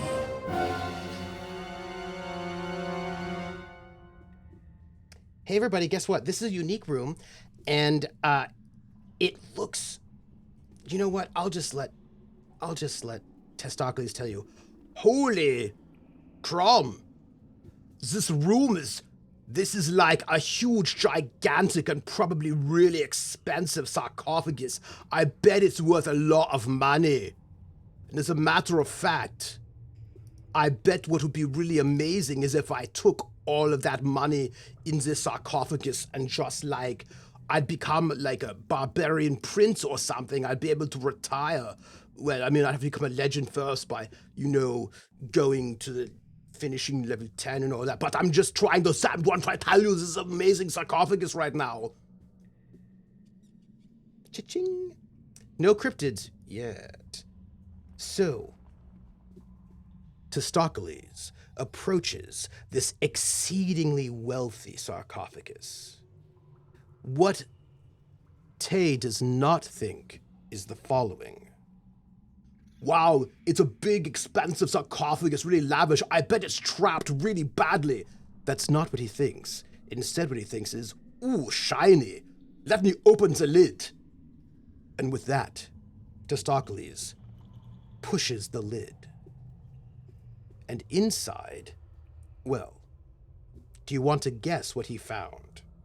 That is correct. Undead, undead, undead. So yes, obviously there is an undead in there, or I have to roll on the undead table. Obviously I do. And maybe, I have to roll on the level 3 undead table. Also, Testaklees, why do you do this? Why don't you just accept maybe... You don't need to... Level 3 undead. Page 52. I'm going to make a table about this, by the way, just so you know. Just so you know. More than that. Bela Lugosi. Level 3 undead. 1d6, y'all. More undead. I rolled a 6.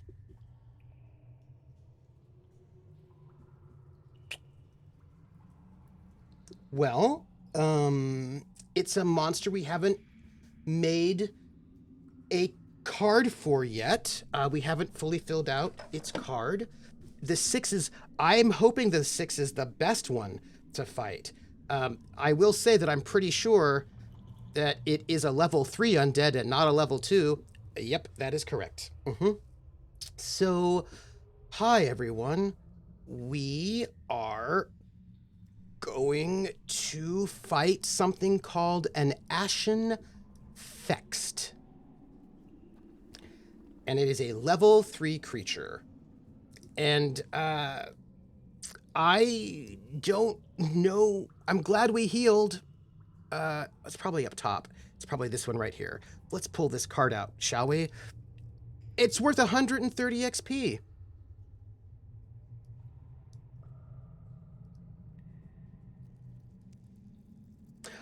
Unlike Pablo Picasso, he was... I love that song.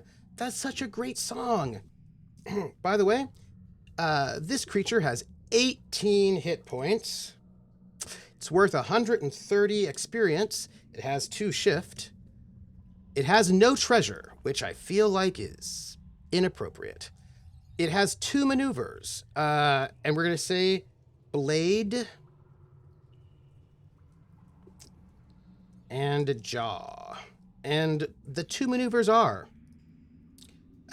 this looks like a 1 and a 2 and a 6 and a 5, which is not great. It's a good spread for him, not great for me. It's got a blunted blade, which does 1d6 minus 1, nothing special. And then it has an extended jaw.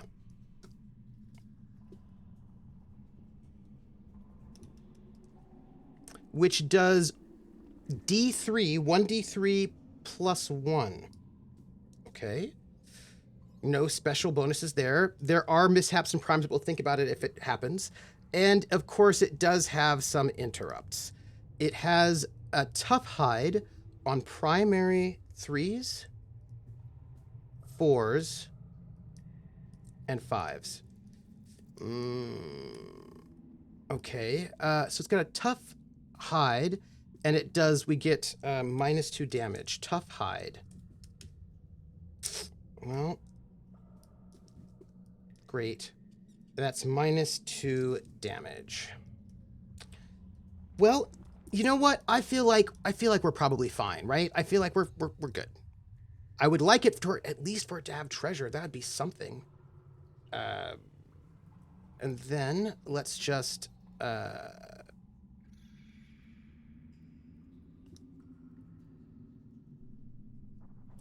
hi.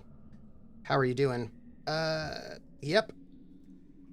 Well, the sarcophagus will be heavy to carry to town. 100. Okay, here we go. Here we go. So our first battle.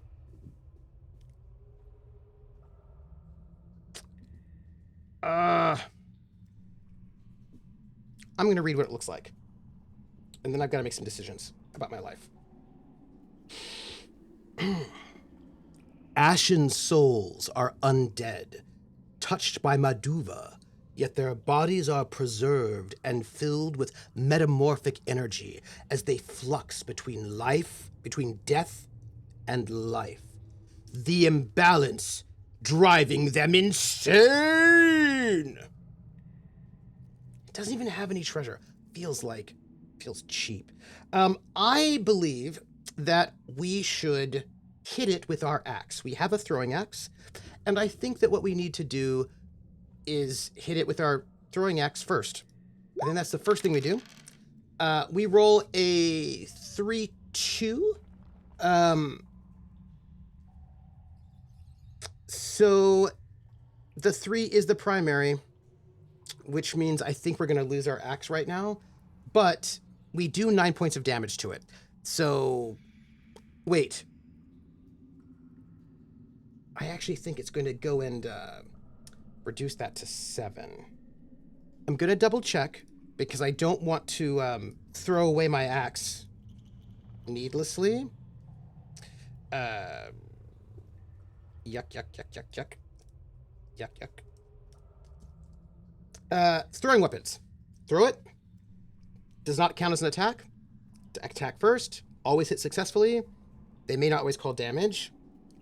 If we subtract the interrupt modifier, so it goes from 9 to 7.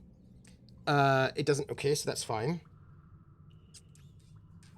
Right. So if the throwing axe was deflected by an interrupt, it is lost automatically.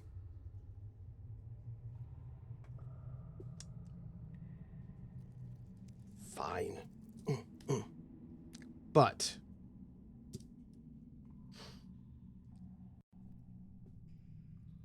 wait.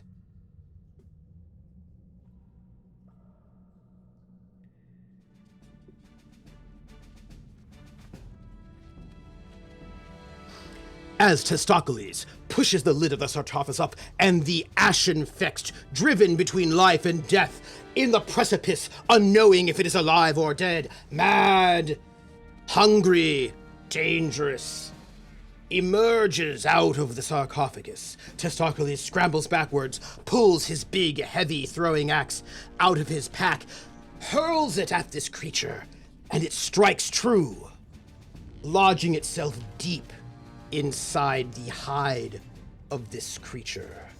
But as it hits, it splinters as if it were made of glass. Shards going everywhere. It damages the fext, but the axe is no more. Taking advantage of the moment, Testaklees pulls out his trusty, knobby large mace and charges. Hey, you ashen fext.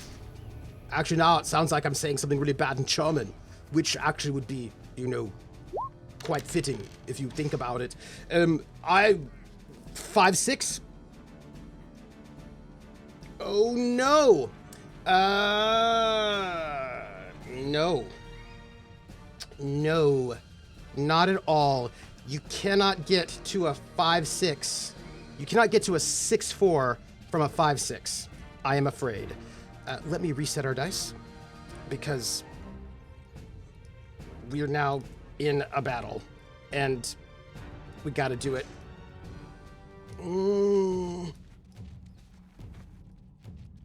There we go. Oh no. Okay. Not now. I'm going to go and just destroy you.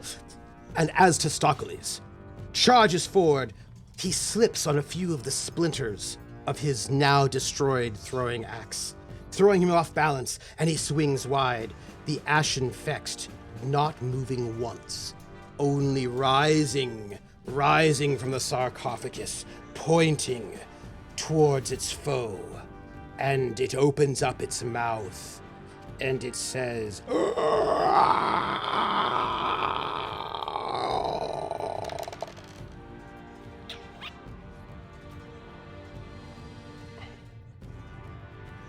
the strange call from the creature might have intimidated someone less hardy or more wise, but Testaklees the Ballsy is neither afraid or wise. And so Testaklees goes, You think that is going to scare me? I can also make strange sounds out of my mouth, and I do it all the time like this. And with that, Testaklees the Ballsy makes an exact hit. If you hit your target number exactly without needing to use a shift, that's basically a critical hit for you as a PC. And I believe if you do that, you're going to get something really exciting. And it is... Wait. I wrote it down. I have it written down. Where is it? Here?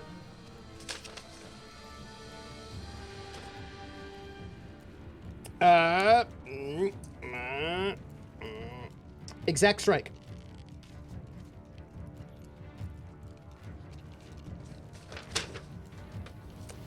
Well, I knew it was called an exact strike. For heaven's sakes, hold on. Exact. This is what's good about a PDF. As a demonstration of my prowess and skill. Sorry. As an exact strike. As a demonstration of your prowess and skill, it does more damage. You may add your shift points to the damage total, including fatigue die adjustments. If in play, creatures cannot do this. An exact strike represents the adventurer's weapon expertise. Roll for the damage using the damage sum listed after the specific maneuver. Yes. Yes. And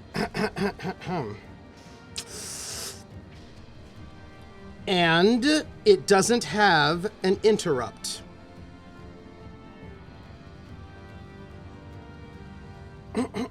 I'm going to get a 1d6 plus 2. Plus, I have 2 shifts, so it's going to be a 1d6 plus 4. Come on! A 5. 5. 5. Come on! It's fine. It's okay. Hey, you, creature! You should articulate better, like I do.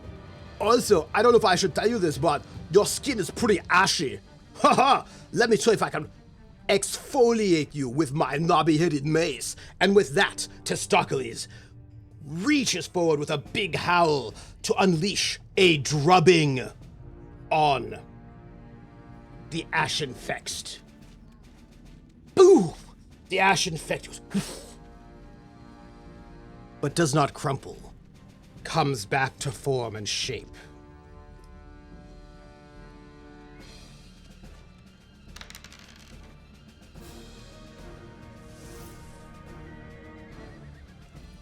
And extends its jaw. And tries to snap, to chew, to bite, to consume, to eat the brains of Testaklees. But little did this ashen fext know that Testaklees' brains are behind a very thick skull, and our ashen fext can find no purchase. And Testaklees goes, Ha! You're going to have to try to bite me a bit harder if you want to be successful. Because after all, I am just like the hardest-headed person that there is. Enunciate, creature! Brain stew. Hawker says Testaklees doesn't know the meaning of the word fear. He doesn't know the meaning of the word retreat. He doesn't know the meaning of, well, actually, a lot of words. And that is true.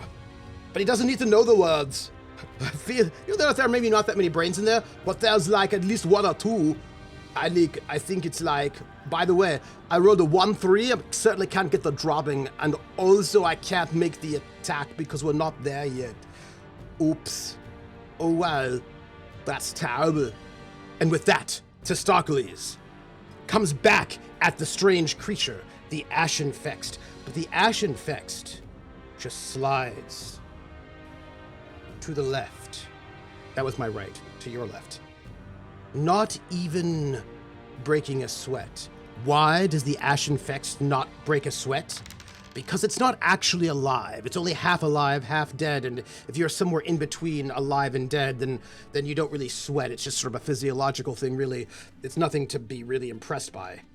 But at this moment, the ashen fext turns back to Testaklees and moves forward with a blunted blade. But blunted blades are actually quite blunt, and they don't really do a lot of damage. And as the fext strikes our dear Testaklees with the blade, it just bounces off of his muscles. And he says, Ha! I don't think you understand something. There's a game, it's called a role-playing game, it's called GURPS, is what it's called, and GURPS has got a number of advantages and disadvantages that you can take. And one of those advantages and disadvantages is called bulletproof nudity. And what it means is that the less clothing you wear, the more damage resistance you have. And what I don't think you understand, you ashen fext, is that like I actually have multiple levels of bulletproof nudity. So like that, what you tried to do right there was just pointless. Oh, I don't have this blood anymore. I can take it off of my sheet. So like maybe you should hear me now and believe me later. You can't try to do that with me at all because actually you're just going to go down. And with that, Testaklees, a bit overconfident, tries to take on the ashen fext and the ashen fext just puts out its hand and stops the knobby mace midair before it can get even close. And with that, the ashen fext is ready to retaliate against our hero, Testaklees. 6-5. The ashen text, holding the head of the knobby mace, moves forward, ever forward. And when the ashen fext gets nose to Testaklees, who will not back down because he understands that this is probably some sort of machismo thing, and he would be remiss if he backed down. Little did he realize this was not a machismo thing. The ashen fext just wanted to get close enough to bite his face! And he does. And Testaklees is wearing a male coif. I'm going to roll this damage. 1d3 plus 1 minus 2. So 1d3 minus 1.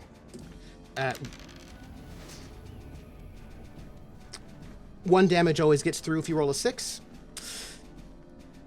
Sadly, it's okay.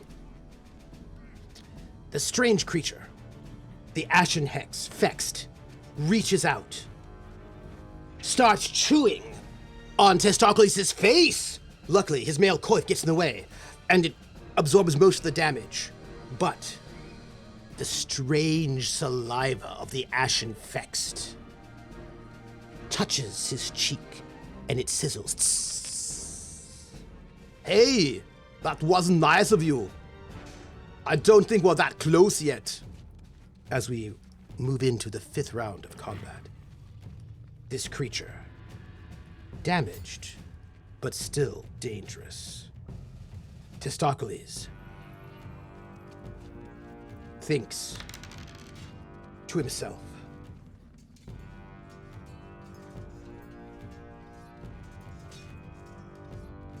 can I get there? Can I give him a drubbing? And the answer, my friend, is yes. And with that, we can shift 2 up. Wait, what do we got? What do we got? Yeah. We can shift the 5 to a 6 for 1, and the 2 to a 4 for 2. Bypass that armor. And yeah, we're gonna attack for 4. And with this, Testaklees, oh man, hits him mightily. It's a heavy blow, and the creature's arm falls off. But the creature itself doesn't stop coming. And the creature advances on Testaklees, one arm missing, evil intent in its eyes.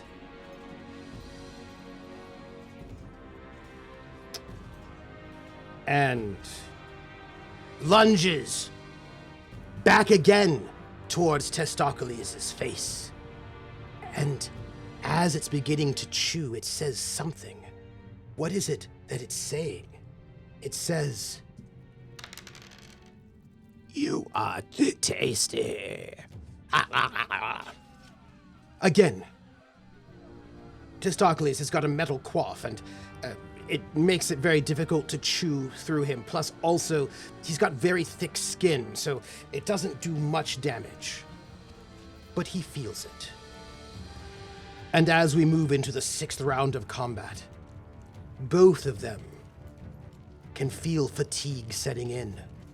This will have to end soon, or else Testaklees may never make it out of this dungeon. And with this, Testaklees has an idea.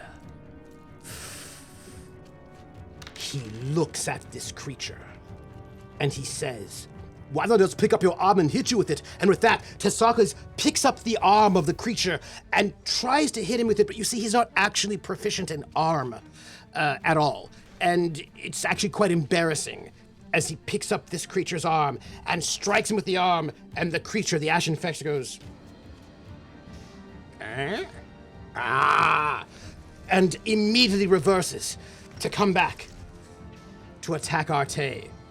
And Testaklees realizes that probably it was a bad idea for him to not use his knobby-headed mace, but to use the guy's arm. He thought he was trying to be cool, but then it turns out he wasn't cool at all. It was actually just sort of embarrassing, and oh no. And with that, the Ashen Fext is on him again, chewing, trying to make it through the metal coif, the chain, the male coif, and our Testaklees hit with small pieces of 1,000 cuts. And we enter in to the 7th round of combat, wherein fatigue sets in. But Testaklees is not out yet. He will vanquish this Ashen Fext. Double sixes, everyone. I don't support double sixes. If you roll double 6 for an attack, you make a prime attack, and can do whatever you want. You win. It's not exactly what it says, but you get to choose whichever strike you wish.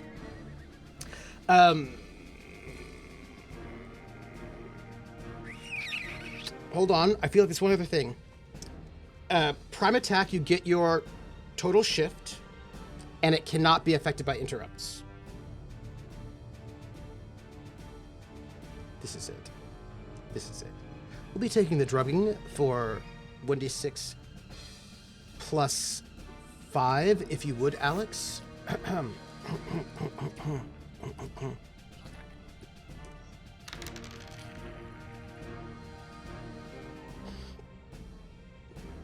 Testaklees the Ballsy, destroyer of Dix Van Dyke, destroyer of the heedless, destroyer of all people less hydrated, says, "Hey, you are really ashy, but now, ashes to ashes, dust to dust." And with that, Testaklees swings his knobby-headed mace, a mighty drubbing indeed, and with one overkill blow that was really not necessary, he hits this ashen effect so hard that it will never be able to moisturize again. And the creature is dead.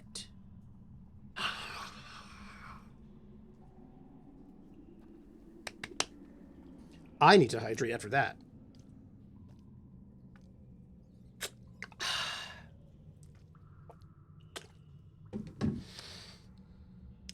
Your head, I bust.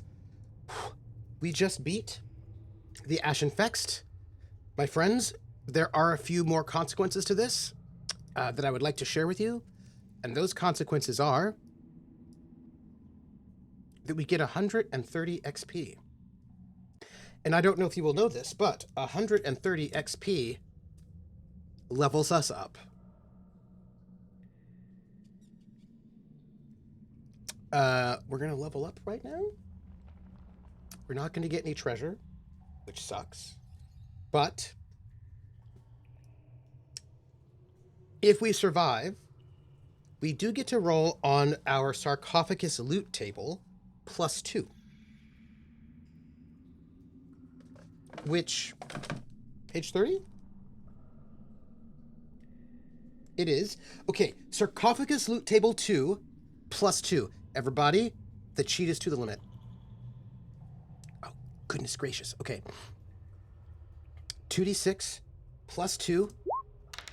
We roll a what? What do we get? What do we get? A 10. Okay, a 10. A small stone statue of Nevazator is here. You can correctly make an offering and smash it for 1 favor point.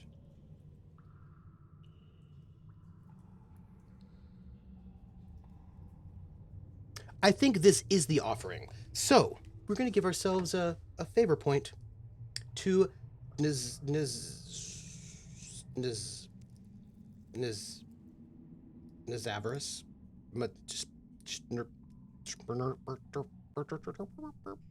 And while we're here, you know what we should do? Nevazator the Blind.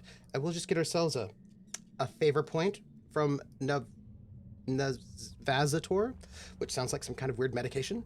But look, we're here. And guess what? We get to level up. And I think we should do that together because I'm so excited. We're level 4 now. So we've got 1,063 experience points. Oh my gosh. Okay. We've got 1,063. Boop, boop. Okay, I'm sorry. I'm just really excited because I'm 4th level now. Okay. Hey, Testaklees. How's it going? I hope you're doing well. Let's just real quick grab your character sheet and make you level 4. Here, level 4. Okay, what does this mean? That's a good question. I can't tell you yet, but there is an experience point sheet, and it will tell us what it means because there's a table. Because this is an old school game, which means there are tables for many things. And am I excited? Oh, here it is.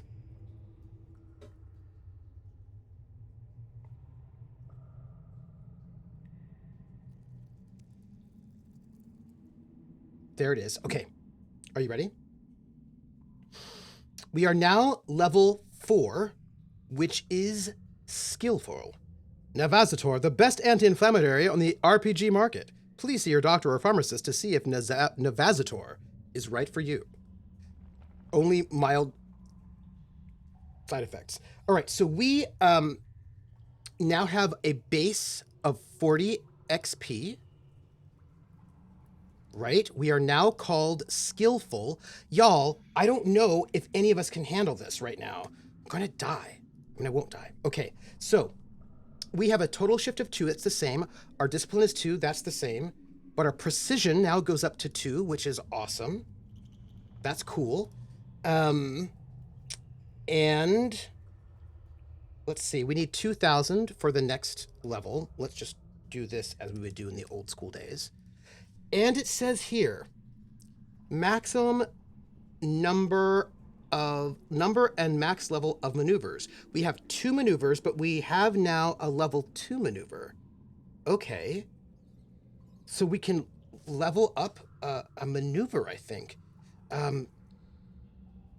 Okay. So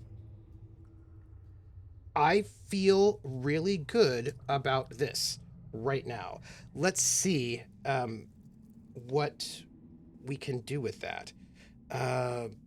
Leveling up is on page 10.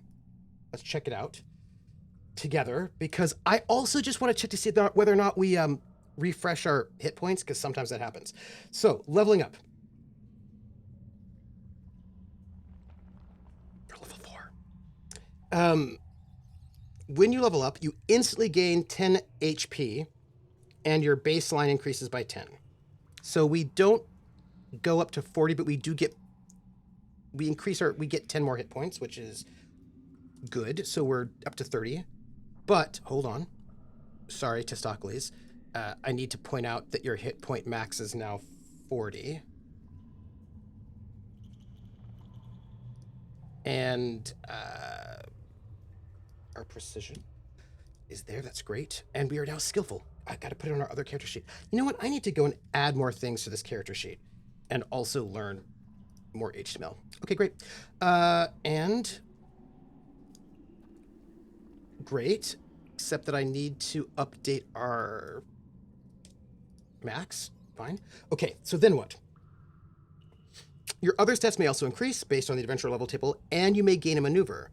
If you level up during combat with 2 or more enemies, adjust the stats instantly during the fight as if a surge of energy passes through you.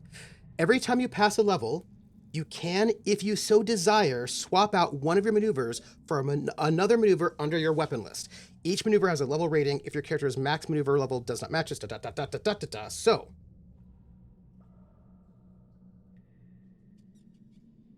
we get to pick a new maneuver. I just need you to know that that is what we're doing right now. Insert 45 seconds worth of reasons not to use Navazator. Yeah. I feel like that's probably true. Let's see what they have for maneuvers. I also actually think that the maneuvers are in the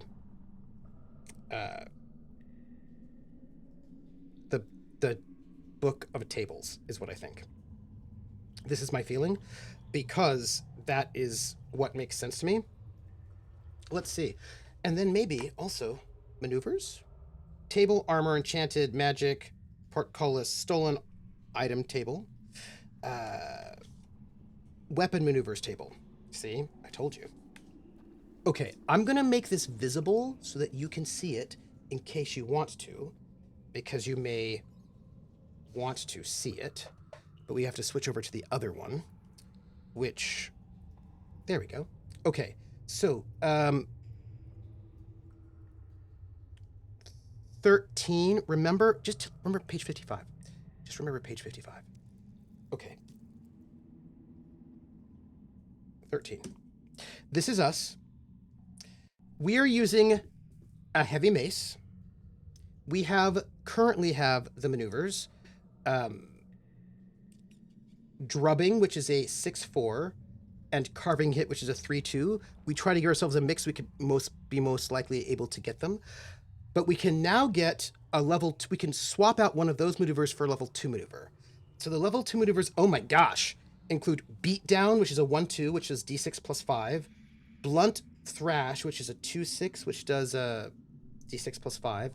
Batter's a 3/2, which is the same as our carving hit, but it does d6 plus 4. Clobber, d6 plus 4. So we've got some really great strikes. So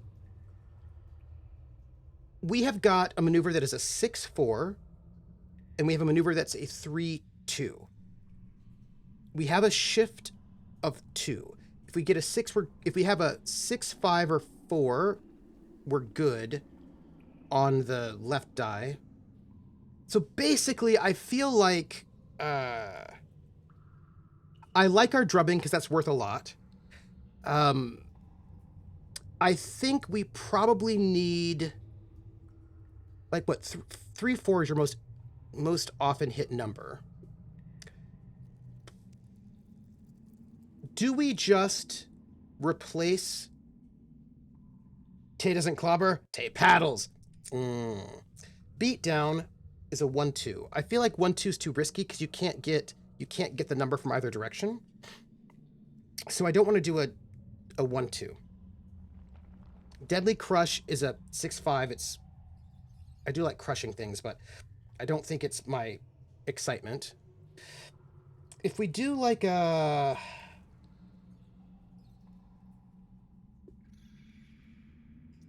2/6, I don't want to do that.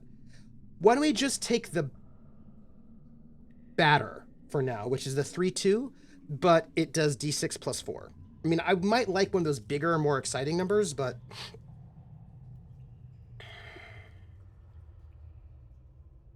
let's do that. Let's do that. Yeah. Yes. This is my thought. We're gonna take the batter because this will allow us to make hey batta batta batta swing comments, which I feel like is completely relevant and important. And so that's going to be a d6 plus 4. It's one of the weaker ones of the new level, but I'm okay with that. And we're going to just put the level here so that we know it. And all we need to do now is update our character sheet so that it shows up. We've got rid of our carving hit. We have a batter. And this is 1d6 plus 4. Out of the park. I am so good about where we're at right now. I feel great.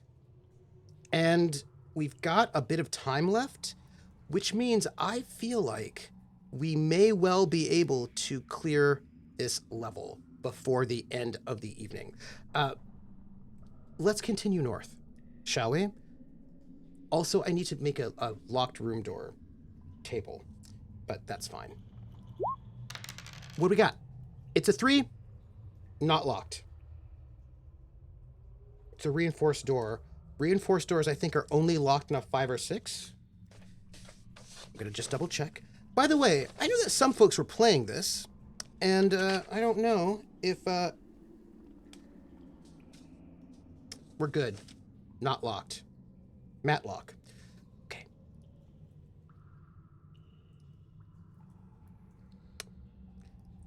If y'all haven't played this before, and you like, I would recommend just trying out a level at some point, just on your own, to see how you feel about it, because there's something very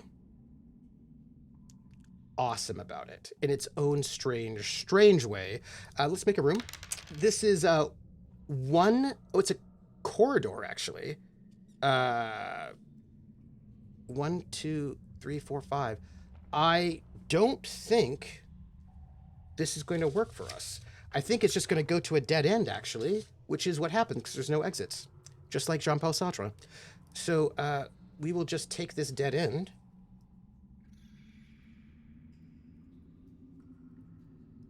And I'm going to do this and then back here. Yeah. Okay. Well, that's so strange. Why would there be like a corridor that goes to nowhere? this were like a thing I'd check for secret rooms, but I'm not an elf, so I don't have that class, so I can't do it. It's so strange. So anyway, I suppose we have to try out this other door, this other reinforced door, and maybe we can, oops, excuse me. Maybe we can find something there. Find a way down to the lower level of the dungeon. This is the thing. We want to make it to the 4th level. If we can make it to the 4th level, well, who knows what will happen. I feel like I'm very skillful now, so, I mean, you know. 6-6 with 2 exits. It's also doubles. Because it's doubles, we, I don't know if you add more if it's a 6-6, because I think if it's a 6-6, you may not add more. Yes, you don't. So if you roll doubles on the room creation roll, you add another, you add it, you roll again and then add, but since it's 6-6, you don't. So, my friends, we're going to get our first large room. And because we have to make squares, Hollywood squares, 2 exits. Everybody, 1... Oh, I should probably just do this because I like doorways. 1, 2, 3, 4, 5, 6. I'll take Paul Lynn to block. Oh my. Where should we put this other 1, 2, 3, 4, 5? So this is our 6. I think we put it heading west. Also, you're going to get Phyllis Diller on the Hollywood Squares. 1, 2, 3, 4, 5, 6. Y'all, do you think this is our final room? 1, 2. Do you think we're going to be able to get... Well, we can get more rooms. We can get a room here. So this is not going to be our final room because we can absolutely get another room here at the very least. And we do have this funky spot here. So I although again, we probably only have 1 room left. Rosemarie and Charlie Weaver. Yes. Square waves. Everyone, this is not a drill. We are now using a different table than we did before. We're using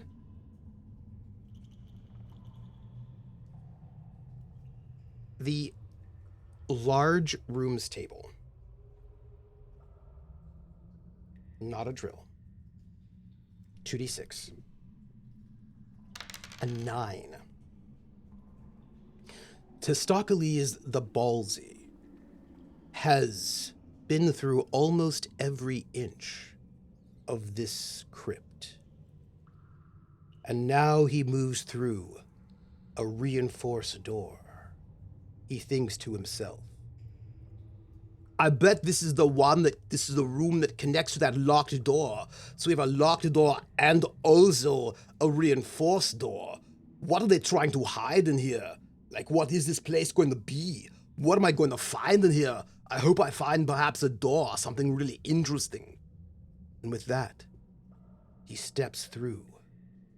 And he finds himself in a 30 by 30 room with reinforced doors. This place must be special.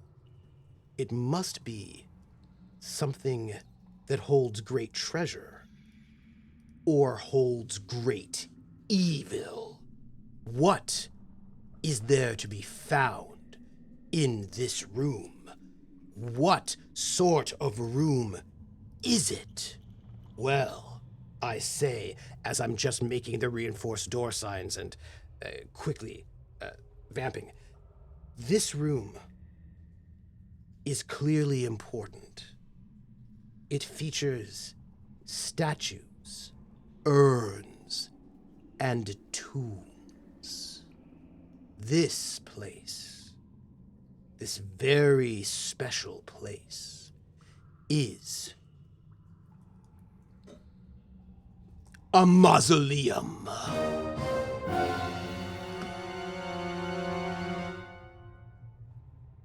Speaking of which, I need to remember that I need to check. I need to look to see where that sound is coming from so I can up it for you. Mausoleum.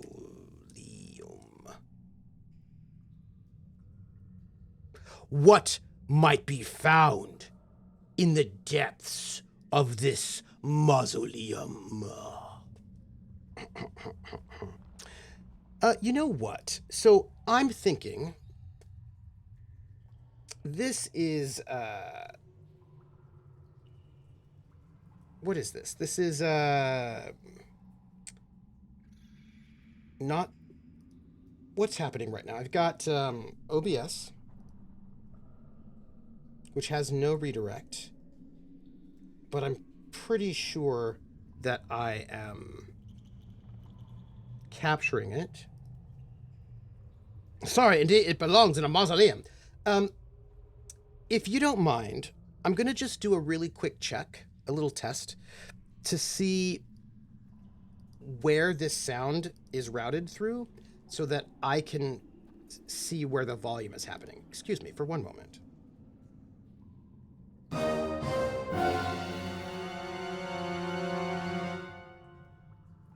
That's coming out of 5.6, and that's my Elgato Stream Deck, and I do not want the Elgato Stream Deck coming out of 5.6. I want it going into 7.8, because if I put it into 7.8, I can change its volume. So now,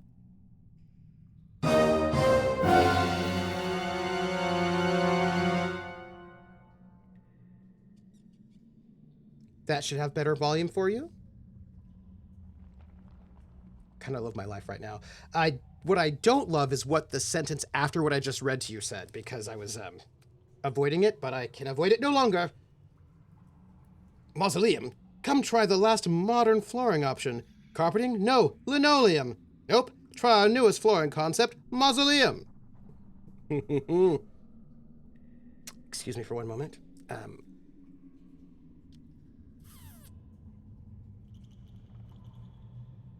What might be found in this mausoleum? Treasure? No. Well, perhaps.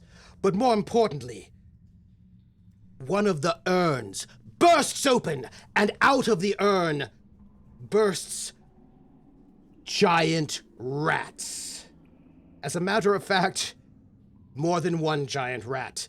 To be more clear, D3 plus 1 giant rats. Two giant rats burst forward. And before I put on the battle music, I think we probably need to make some giant rats. Yeah, giant rats, they are a thing, but what level are they? Giant rats are not level 3, which I feel great about. Are they level 1? I don't, you know what? I need to come over to the art. Hey, level 1 creatures. Giant rats, is that you? Giant rats. Giant, that's a huge rat. Oh, this is not in alphabetical order. That makes me so sad.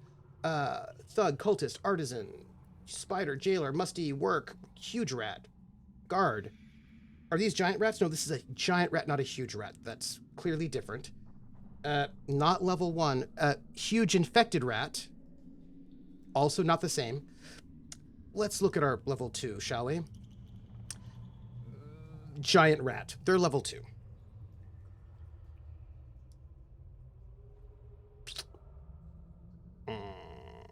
He's not safe.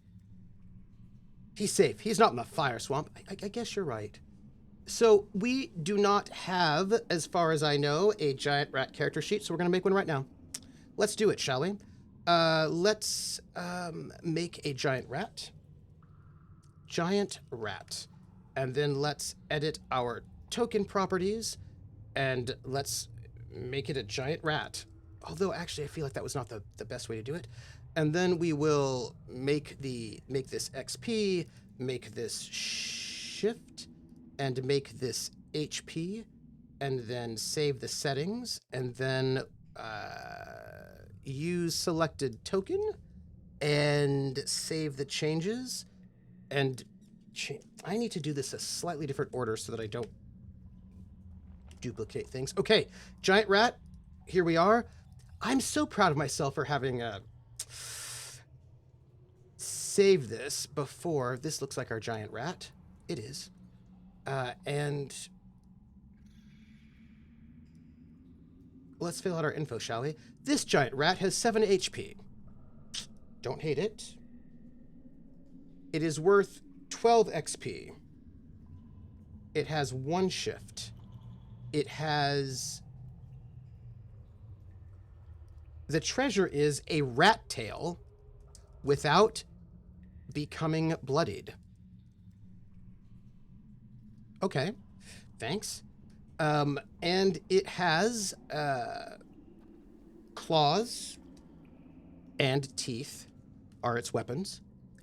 And its maneuvers. It has a... What do you have? You have a 2-3 and a 6-5. It has a 2-3, which is its vicious scratch.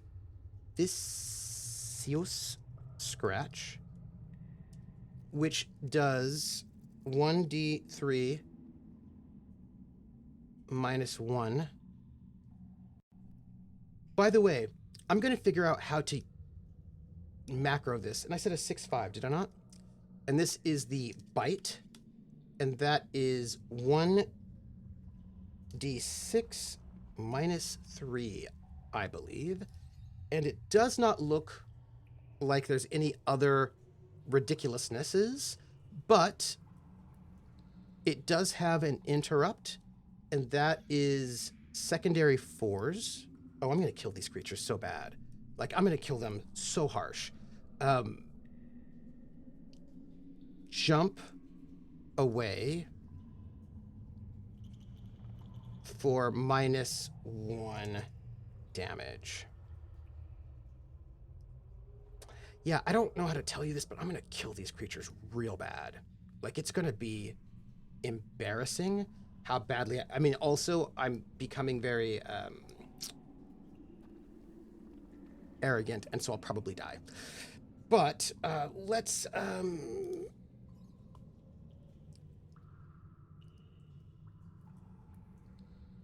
cancel.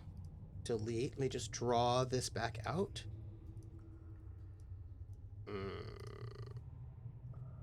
Come on. Giant rat. Nameplate. XP. Shift. HP. 7 out of 7. Whoop. And update default token. Save settings. I should be able to pull 2 rats out and have everything be fine. Drub a drub drub. All those rats in a clump. Ratzilla. But he also doesn't have Wesley. I don't have a Wesley. It's sad. So here's the thing I will say. Before we put in our battle music, which I'm almost ready to do. Almost. There is one thing I do need to look at, and that there are 2 baddies, and I believe that there's a special rule about fighting multiple people all at once, and you cannot go up levels or use backtracking as a means of leaving the dungeon. That's not what I was looking for. I was looking for combat. Those are herbal remedies. That's meat. Meat. Cannibalism. Sorry, they just have things in here about cannibalism. I wouldn't worry about it. Combat. Okay. Combat.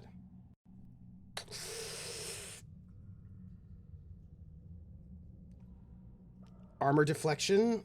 Armor dice sets. Combat. Multiple creatures. Found it. Found it. Great. Sometimes there will be more than one opponent to fight in a room. In such a situation, you attack first, and then the creatures take their attacks in turn. there is naturally a higher chance of being hit, and the rounds take longer, so you decide the order of the enemy's attacks. Your armor can deflect from all attacks, and fatigue die adjustments apply to all combatants. Keep track of the enemy's HP by making notes on the map or a piece of paper. Or roll 20. Though making the notes on the map can also help you track your narrative. If you are fighting multiple creatures and you kill a creature in the first round of combat, you gain momentum that strikes fear into your next opponent. For combat round 2 only, you gain +2 shifts as your sudden wild frenzy makes the surviving enemy cower or hesitate.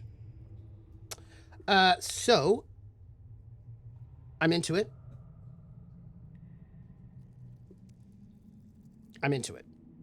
Let's do it. I go first. I'm going to roll first, and then I'm going to tell you how it goes. Giant rat.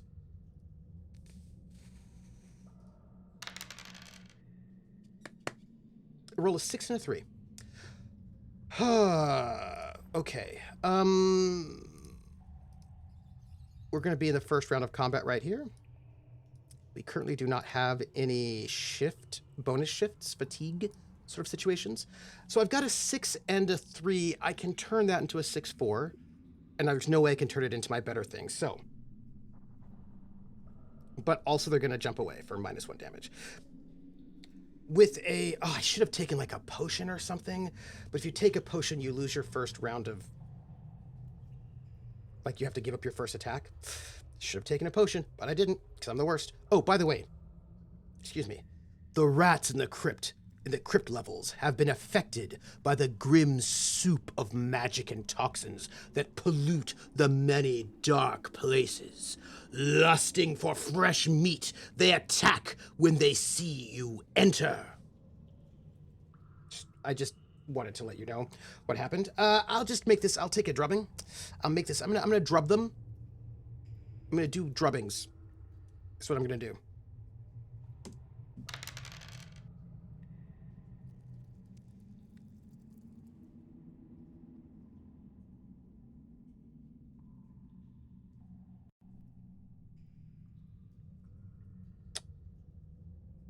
Testaklees the Ballsy sees these 2 giant rats burst from the urn and come towards him. And he says, "You know what another word for a rat is? A snitch. And you know what they say about snitches? They get snitches. Also, there's a thing like talk smack, get stabbed, or tell on your friends, and then it's your end. Or the point is, if you're a rat, you're going to get fat, or you won't get fat because I'm going to kill you." And with one mighty blow, Testaklees the Ballsy swings his knobby mace at the rat, leaps through the air, flying through the air. Rat teeth, and he just gives it a drubbing, smacking it down as it flies through the air, and in one blow, Testaklees the Ballsy decimates this giant rat, killing it outright in one blow. And at that moment, he turns to the next rat and he says, "What about you? Do you feel lucky, punk?" The rat, who does not actually speak whatever language it is that Testaklees speaks, and it's quite unclear which language that is, just lunges forward and attack. And,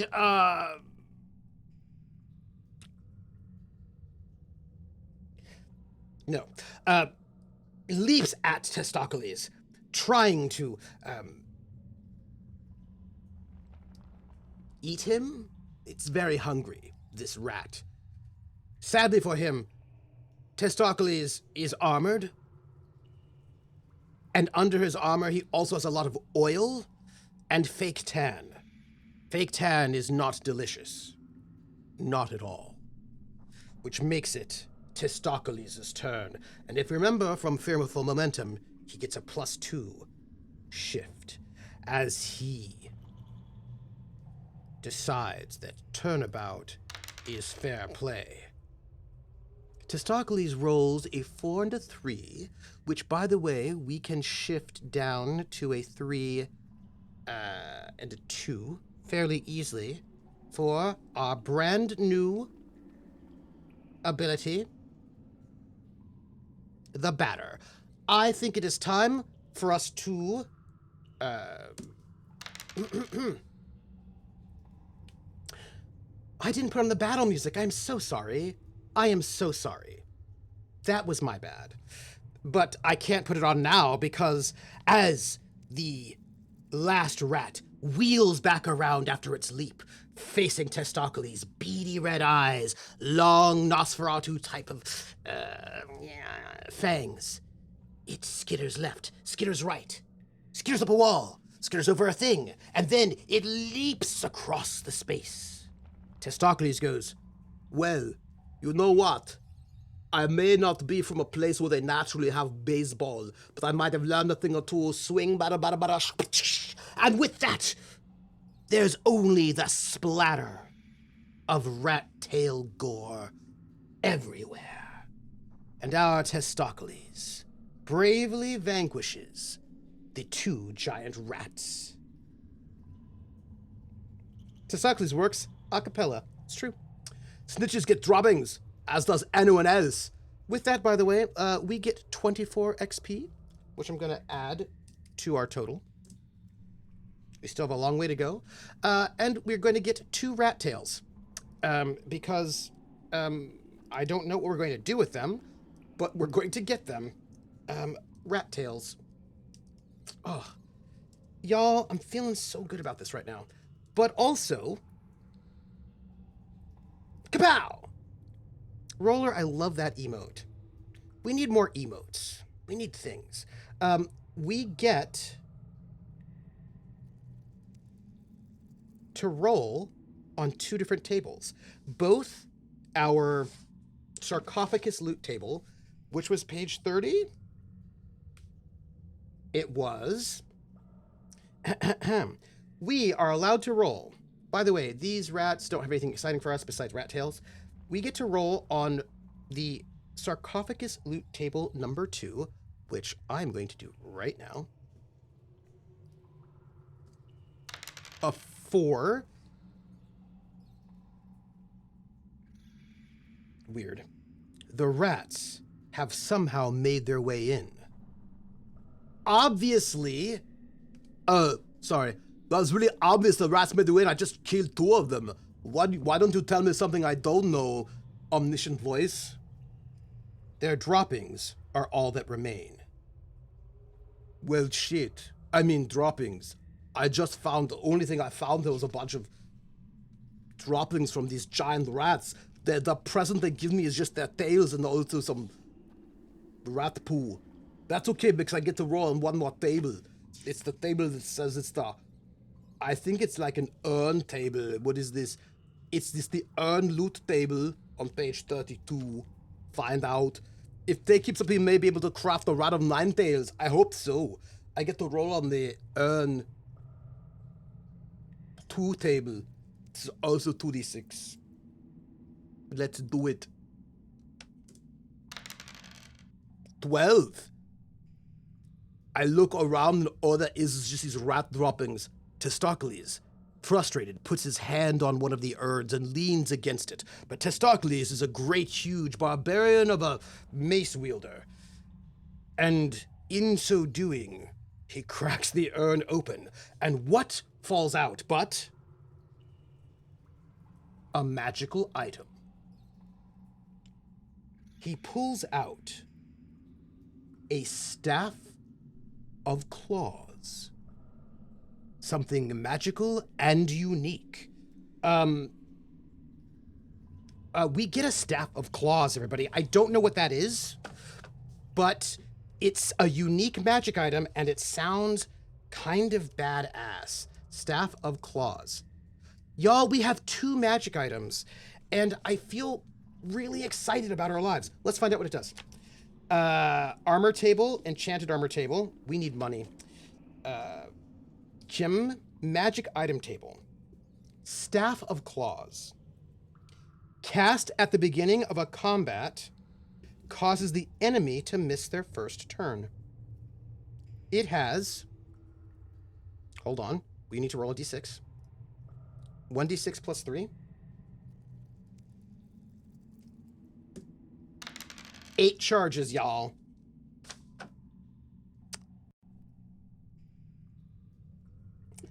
Okay, so the thing is, I feel like barbarians don't like magic, but I feel like I'll just make an exception like a couple of times. Like this one, I make the exception for the Staff of Claws because, you know, it seems like it was maybe practical or something. So, like, I won't destroy this magic item now. I'll just destroy it later when it doesn't have any charges left. I get toys, and the toys is nobody hits me. Okay, so we have got this one door here. And I do not think... Yeah, well, I think this is going to be...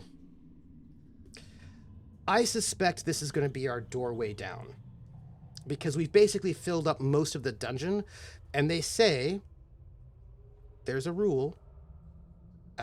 And by the way, when I'm telling you these rules, it's just because I want you to know what the rules are. I find that to be an important thing. We might have some trouble right here in River City, but the thing was, I want to make a potion bomb.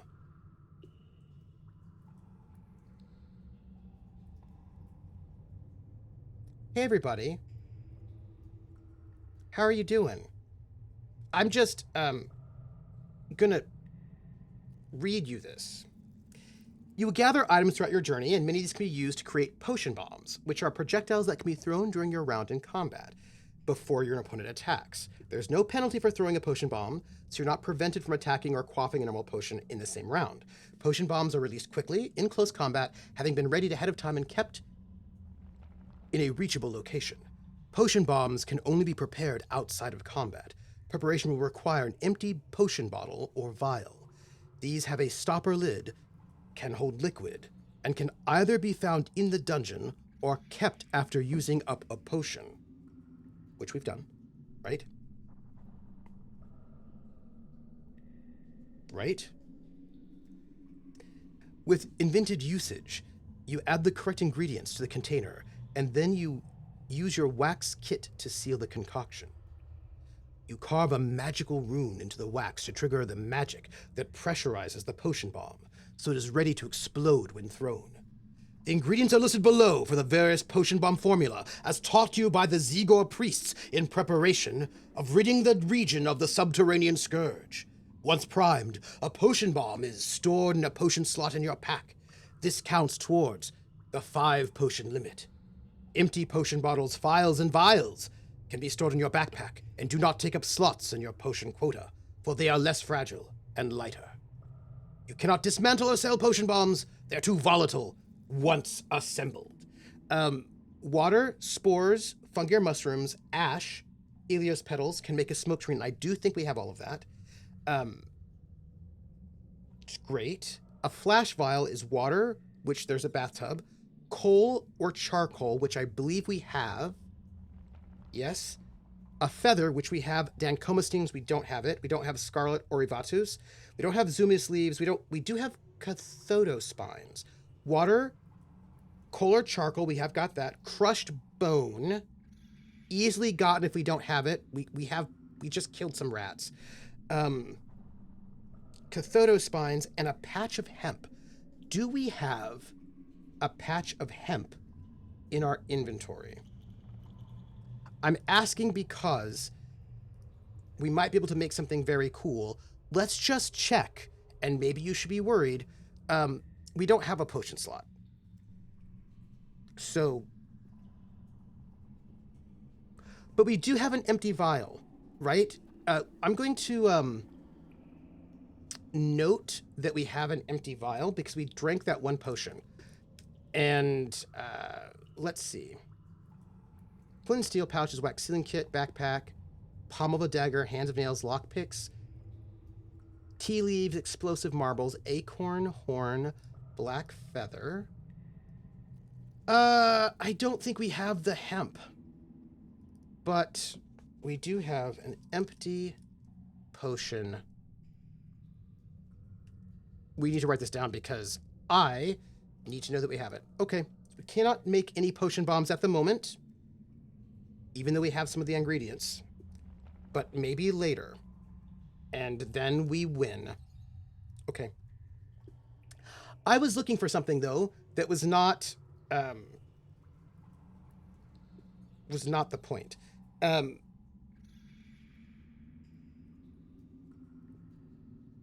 I was thinking of what was it? Lower levels, modifiers, armor checks. Oh, hey everybody! Guess what? Oh no, that's increasing difficulty level. Those are extra rules. That's why there are 2 extra rules to increase difficulty. Here's the question. There are these rules that increase difficulty. Do you think we should institute them on the next level? We'll think about it. We'll do like a poll. So, armor checks and outnumbered. If you have to roll a d6 to see what your armor is damaged if you deflect. And also, if you face multiple opponents, every additional enemy gains +1 shift. So the first one would have a +1 shift, the second and the third have +2 shift. So we could add that for the next level. That's just a thing that I want to throw out there, that we can make our lives even more difficult, because I know that we can take it. I mean, I think give us any rule, we'll take it. Give us any dream, we'll make it. I feel like we're going to make our dreams come true, you know? I mean, but I think we'll do it our way. The next level, when you go down a dungeon level, using rations, resting on the stairs, you will naturally into the next level. No, see, I want the stairs, stone slabs, portcullises, checking doors. Encountering a new room, room and contents, stairs. When you reach the last room on the level, the final room going forward that can be placed in the given space, place a stair icon in the room with a downward pointing arrow next to it. Knowing it's the last room is about understanding your forward momentum. Your path will have led you to this last space. You might have left random rooms unexplored, doors you did not open. Doors you did not open but would have led to dead ends, and are therefore blocked on all sides. More often than not, the last room is the final room on the journey through the level. It is potentially near the top of the page, with usually at least 75% of the dungeon area covered within your outer boundary by rooms and corridors. The last room you enter will contain the steps down to the next level. Spaces that are clearly dead ends do not have to be explored to complete the level. But the last room may be a dead end, so add the stairs here. The last room is where you go down a level. While exploring, you can, for clarity, if you like, color the spaces on the map that have no rooms or corridors, the squares in between, to make the dungeon layout more apparent, which, I will. I do believe that this is our last room. And I believe this because, I'm going to tell you why. I do not think this is it here, because when you actually extend this out, you have almost no space. That's not much. And then the only other space, we've got this here, which, unless we get something very, very tiny, we're not getting anything there. So I think this is it. This is our last room. And so, we're going to try to go through. And I'm going to say it in the voice. And so now, Testaklees the Ballsy approach this reinforced door. He creeps it open. This must be the way down to the 4th level. It's a corridor with 3 exits. Interesting.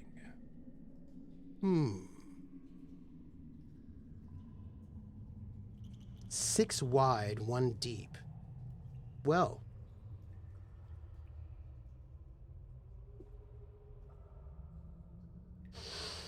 we only get 2 exits because of what I'm looking at here. So let's have 1 exit here. Have this go to a dead end. And then 1 exit here. I thought this was the last room, but it was not a room at all. No, it was a corridor, leading us to 2 possibilities. What may we find? Where will Testaklees go? What awaits him? We're going south. Way down south. By the Banky. No, way down south by the Yankity, where a bullfrog jumps from bank to banky with a hip-hop kerplop. And so, Testaklees, wanting to get every morsel of this dungeon, makes his way down yonder. 6-1. 1 exit.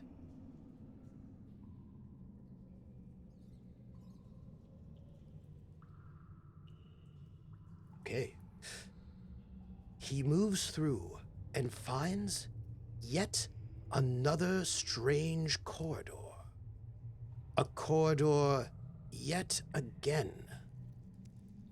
Let's make this look a little weird, shall we? Only dead ends and strange, perpendicular exits, archways leading outwards to the end.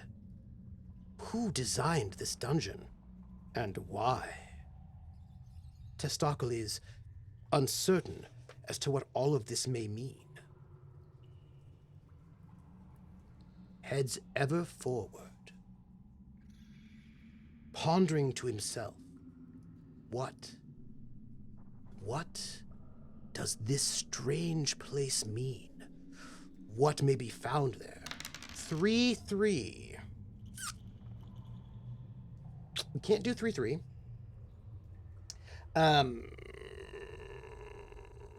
Let's see. There are a couple of rules about map drawing, and I'm just going to double check them. Oh, wait, that's a double, which means we have to roll it again. So sorry, excuse me. What does this mean? If you roll a corridor, it's great.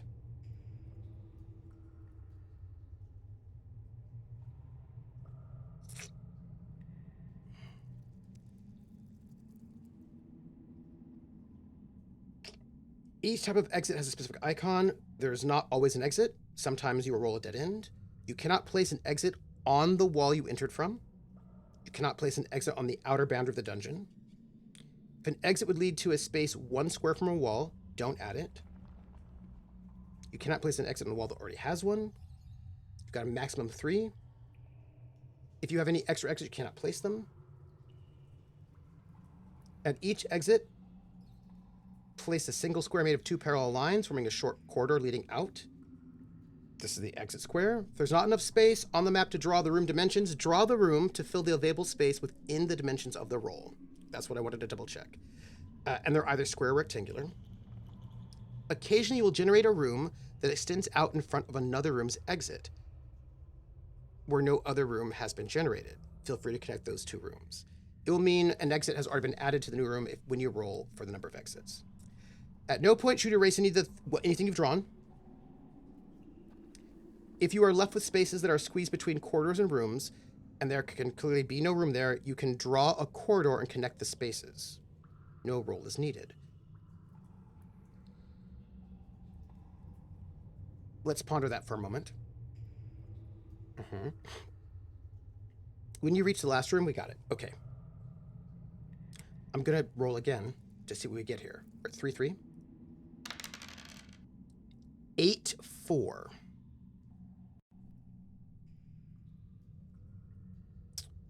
We clearly cannot go any deeper than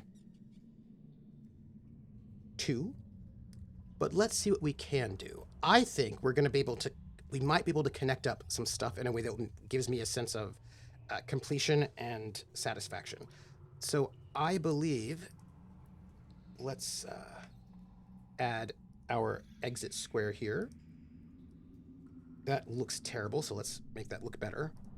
So 1, 2, 3, 4, 5, 6, 7, 8. Okay, this is how we do it. We here to here, which brings us at the end of this room 1, 2, 3, 4. Let's just join this up to this space. And 1, 2, 3, 4, 5, 6, 7, 8, which makes this the end of the room, which means we actually, oops, pardon me, we get to just join those up. And that makes me feel very good. Y'all. And go. And go. Check it out.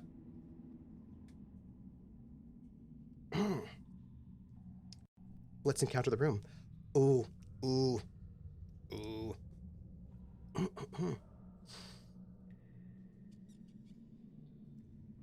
D6, a 2-2. A 2-2. Okay. This is...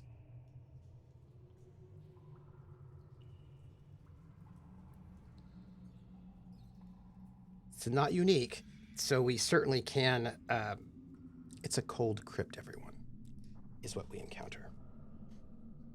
A small, cold crypt.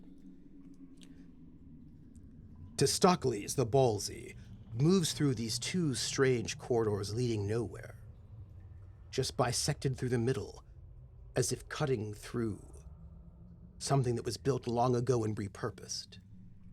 And as he walks through this new place, the temperature drops perceptibly, and he finds himself in a cold crypt.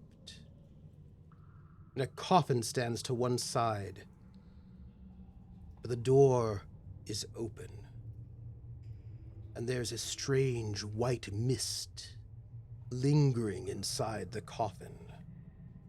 But the white mist is not a mist or even a carbonated beverage. No. What it is a ghost!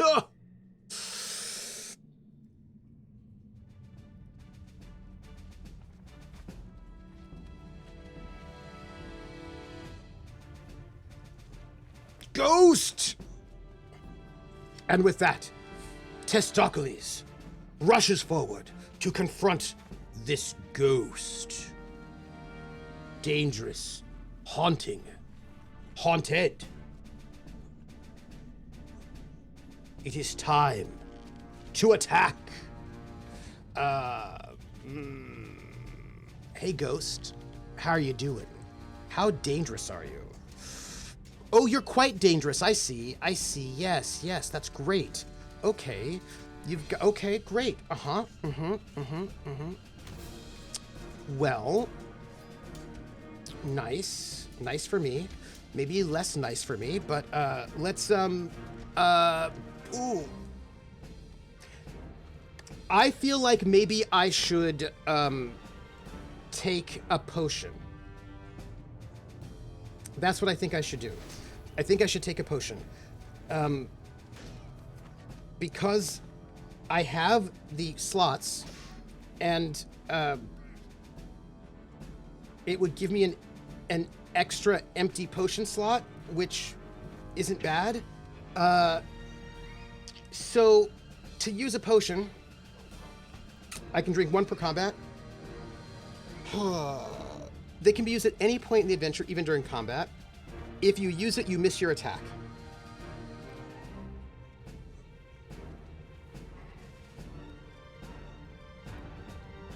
You know what? I will drink it first round, because then it doesn't get to take 2 attacks in a row. And I'm going to drink one of my potions. I'm going to drink a good one. I'm going to drink... We've got that extra damage one, right? So I think I drink the extra damage one. The potion of strength. Because that gives me +1 hit per combat. Yeah. Let's drink this potion, shall we? Because I think we need it. Okay. Testaklees sees a ghost. Ghosts, which are only partially corporeal. Ghosts with dangerous abilities. This ghost, Testaklees can sense, is named Casper. Yes, that is correct. Casper. Testaklees, concerned for the first time, so close to finding the exit that this might be his undoing. He quickly pulls out a potion of strength, and he drinks it, and he says, "I'm going to pump me up." And as he drinks it, his muscles ripple, as if he's wearing a latex bodysuit full of fake muscles. But they aren't fake muscles. They are real muscles. Not a tumor. They're muscles. And with that, the potion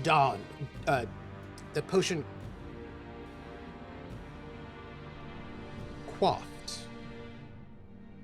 He looks up as the ghost charges towards him, taking that moment to attack. Rolls a 6-5.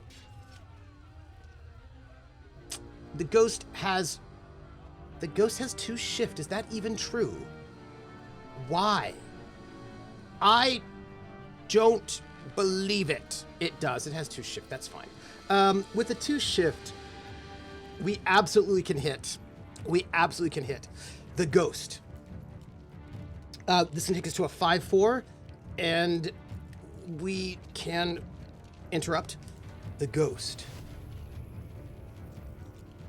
puts its ghostly hands forward and goes, "Wah!" And a cold mist spreads throughout the air, and you can see ice crystals forming in the air as this cold, deadly fog moves forward and envelops Testaklees the Ballsy. And as this cold air envelops our hero must take a heck of a lot of damage. 1d6 -4 actually, so maybe it won't be so bad. 2. Let's put myself right there. The cold air falls upon our hero, and Testaklees notices icicles forming on his long, luscious hair, and he says, "I want you to know that all you're doing is exfoliating me. Well, let me exfoliate you." And with that, Testaklees has a 2. No! No. Testaklees moves forward. Testaklees is a man of action, a man of testosterone. He's got a pair of huevos rancheros, but the cold sinks into his bones, and it slows him down, and as he tries to strike this ghost, He cannot, and he remembers how difficult it was the last time to defeat a ghost, and for one moment, he wonders if he knows the meaning of the word fear.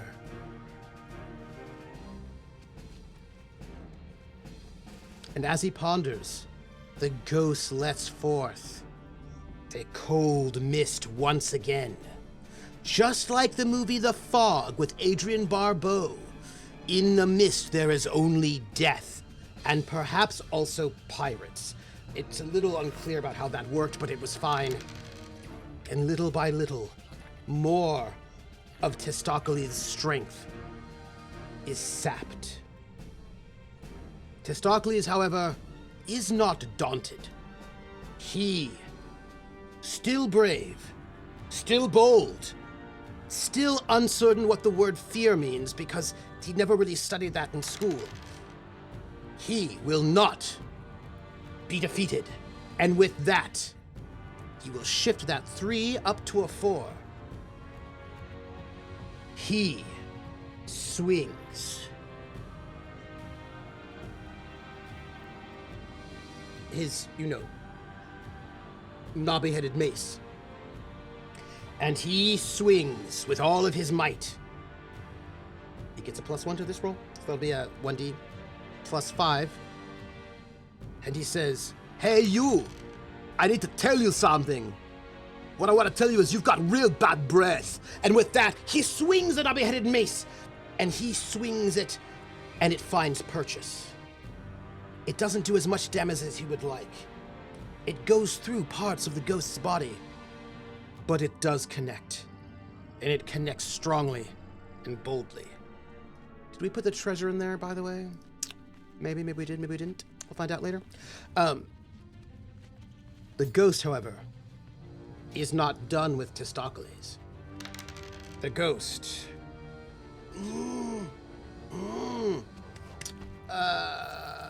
Yeah.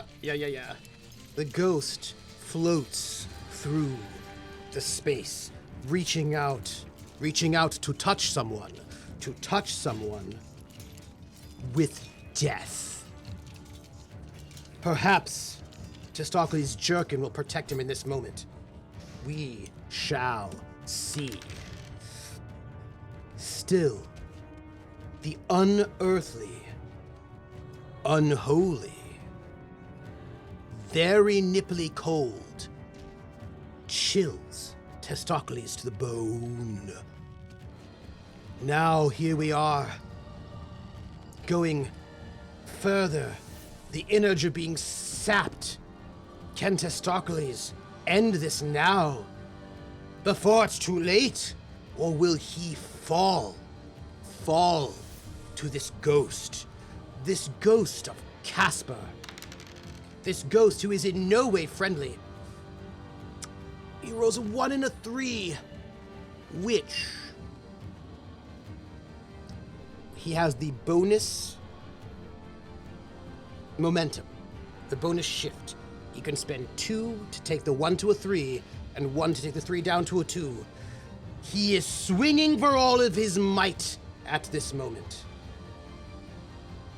The ghost, however, has static fusion. Will our 5 minus 2, it's +3, 9. This ghost begins to make staticky sounds, to make strange undulating motions. This ghost will not be bested by Testaklees, but Testaklees says, "Hey, you! I have to tell you something. Actually, I'm not going to tell you anything. I'm just going to ghost you."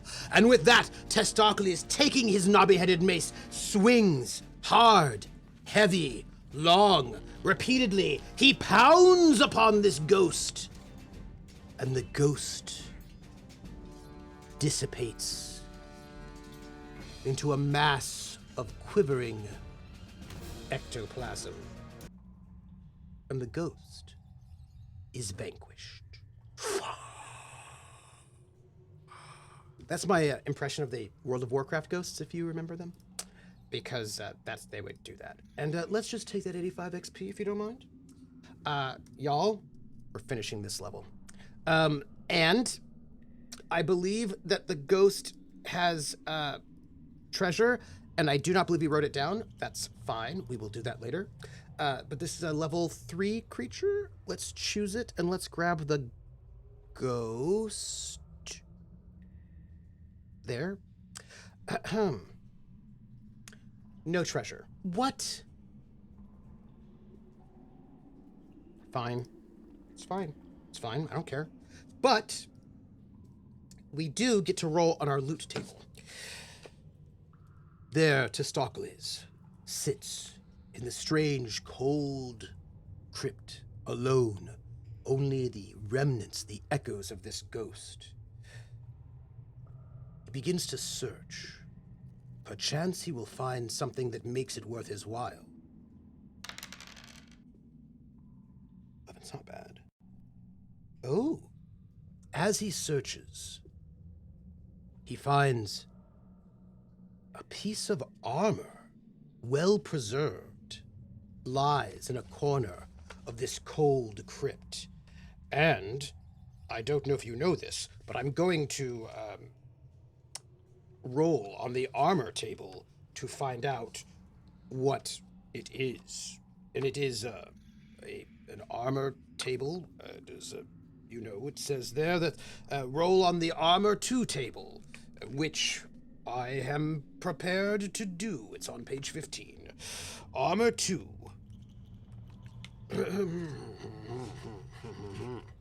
Yes.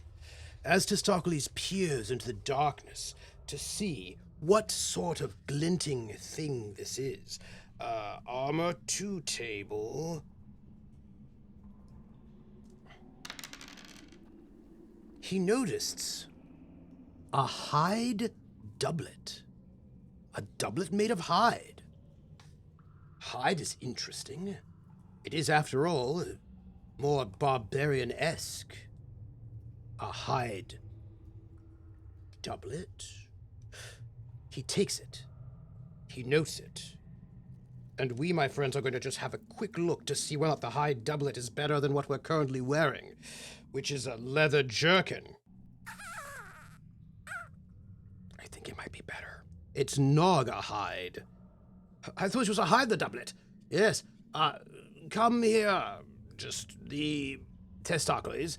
You are currently wearing a jerkin, which gives -1 damage if you roll a 4. The hide doublet gives -1 damage if you roll a 2. We are going to hold the hide doublet and probably sell it in town. So we'll just make a note of this for later. Because we cannot have both a doublet and a jerkin, as you well know. Hide doublet. But we need money so we can have better things. That said, there is almost nowhere left to go. And Testaklees doubles back. Back up that strange Byzantine place that is where the exit must be. He creeps forward to the exit square. He moves like a jungle cat, creeping to see what is the last thing this dungeon may reveal to him. Doubles. Gotta roll again.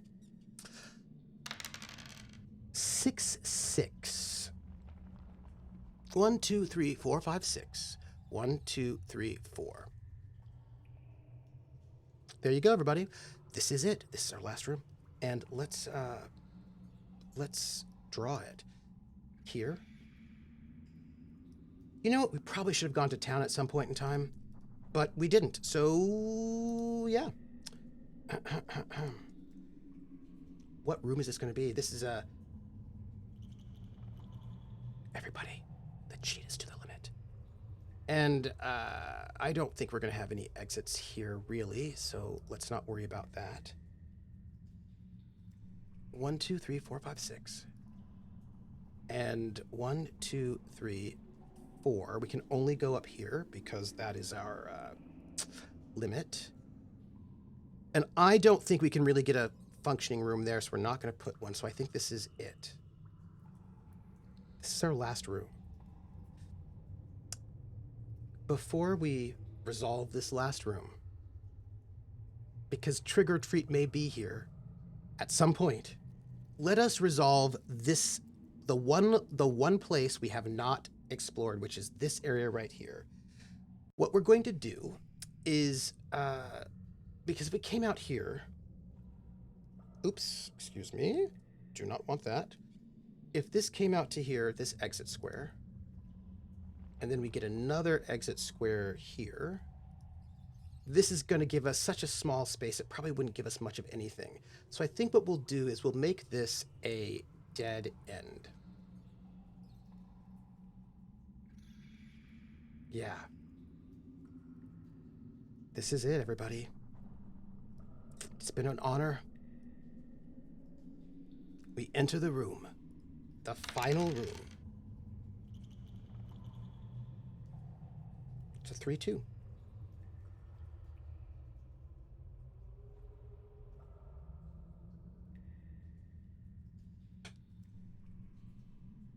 Testaklees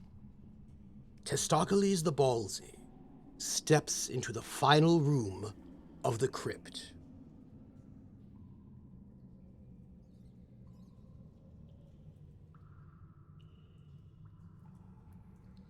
In this room, there are pressure plates littering the floor. On the other side of the pressure plates is the stairwell downwards. But between here and there are many a pressure plate traps. But that is not all that exists in this room. Also, there is a cage, a large metal circular cage. The cage itself is not empty. Sorry, this room is called Corner Cage. The cage has within it a skeleton warrior. Yes, that is correct. A large and dangerous undead. A skeleton warrior chomping at the bit, waiting, wanting to be released from this cage to enact its doom.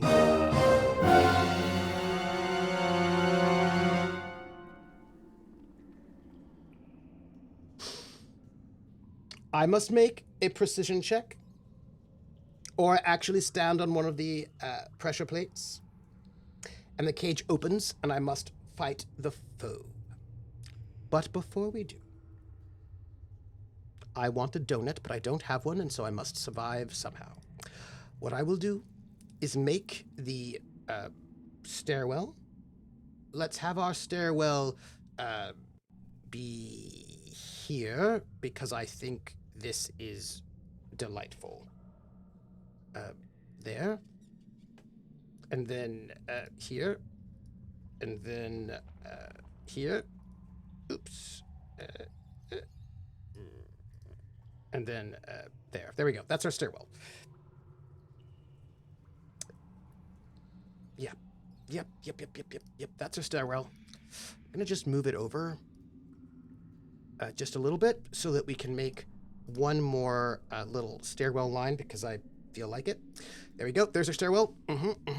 And we've got a cage. And, okay. I need to make precision checks. I believe I've got stuff that might help with that, but I don't think I should use it. I think we're fine if we don't use it. So, I get to roll twice. And I need to hit an 8 within those 2 rolls.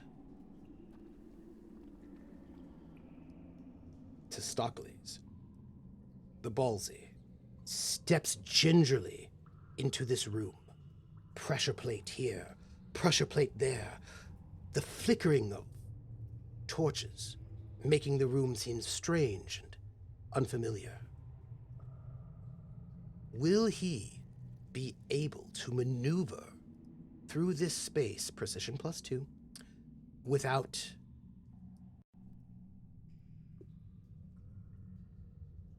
triggering the traps? We shall see. There's something to know about a barbarian. They are dexterous. Also, they don't know a lot of words, but dexterous they are. And also, I mean, he's probably just very lucky. What are you talking about? I told you earlier that I did the ballet. I have got, like, the best toes. I can do what you call them, like the point. I can do the pointing on the dancing pointing. And if you're doing the pointing dance, then, like, you point and also your fingers and also your toes. And then you don't touch any pressure plates at all. What are you talking about? And with that, Testaklees is able to make his way past the pressure plates and the skeleton in a cage to the stairwell down to the fourth level of the dungeon.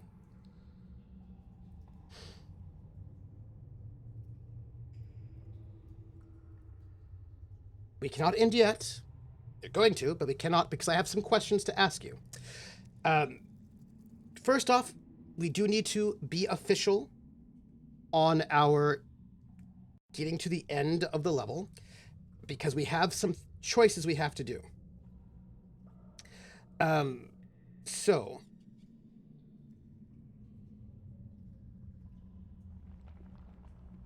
we have to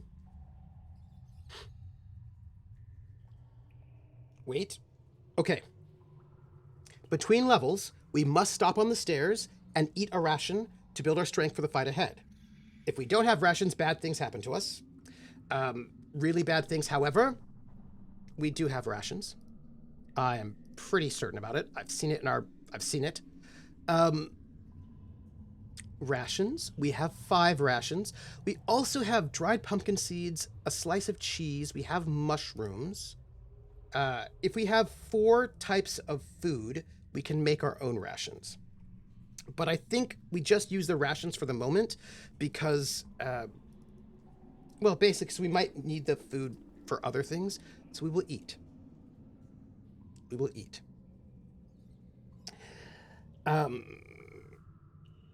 if we don't have rations, we lose a lot of health.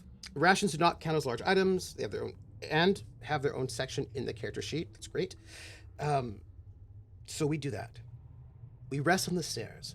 Testaklees the Ballsy sits down on these damp, cold stairs of rough-hewn stone and pulls out beef jerky and a protein bar. And also egg whites, for some reason. A lot of egg whites. And he eats his rations. And he sits there eating this food to be pumped up. And he's able to recuperate. He gains 2 hit points per adventurer level, which is going to give him +8 hit points back, which is not bad here. I mean, he's been injured quite a bit. Does he have any cloth?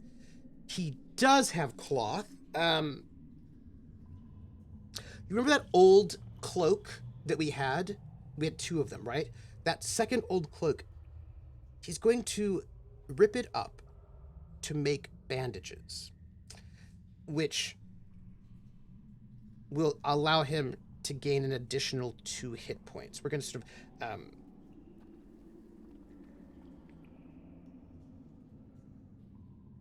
Yes. Yes. He'll rip up. So we're going to give ourselves some bandages. How many bandages do we get out of this?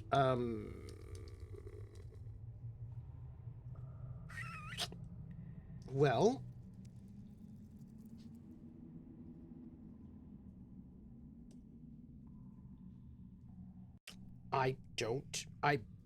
let's roll a d6. Right? We've got strips of cloth. Let's roll a d6, but it's a whole cloak, right? A whole cloak, I feel like you can make a lot of bandages. So let's do like a d6 plus 2, because I feel like that's fair. 3 bandages, one of which we will use right now. That's my life. Okay, bandages. We have 2 left. I don't think that was going to cause... I don't think ripping up the cloak will cause a lot of sound, so I think we're fine there. And so we're going to get 8... We're going to get 10 hit points back as we rest on the stairs. We're not at full, but we're not bad. We're not bad. Good, but that's not it. There is something else to do.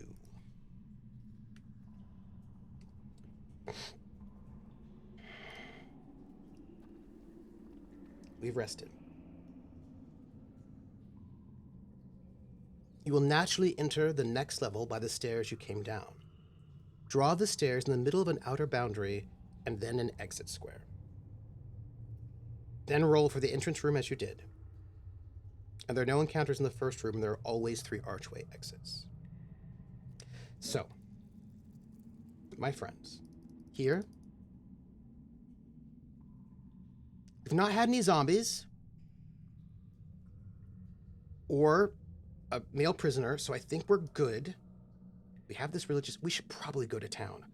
But this is... Before we go, I do need to ask you some questions. We have completed the dungeon, and Testaklees makes his way down to the 4th level. I'm going to ask you all a question that I need your help answering. Oh, I actually don't... That's fine. I kind of already know the answer to this question.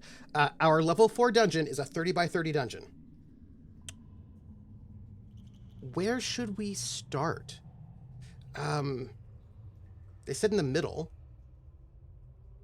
Let's start here. Let's pick, like the middle of the dungeon. Let's just put it, because we left in that area, so let's start here. Let's, like, put ourselves here. And this will be where we didn't die. I just thought I'd tell you that. This will be where it all takes place.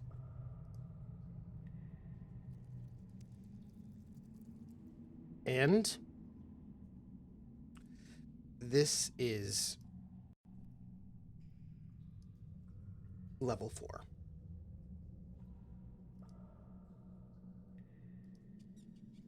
That's it. I just need a Testaklees. We'll place him here. Hi, Tess. Hey, Tay, how you doing? Right there. That's it. Ladies and gentlemen. Oh, you know what I should tell you? I should tell you what the next level is, right? I'm sure you want to know what it is. The next level, for which I will have to do, a little bit of prep.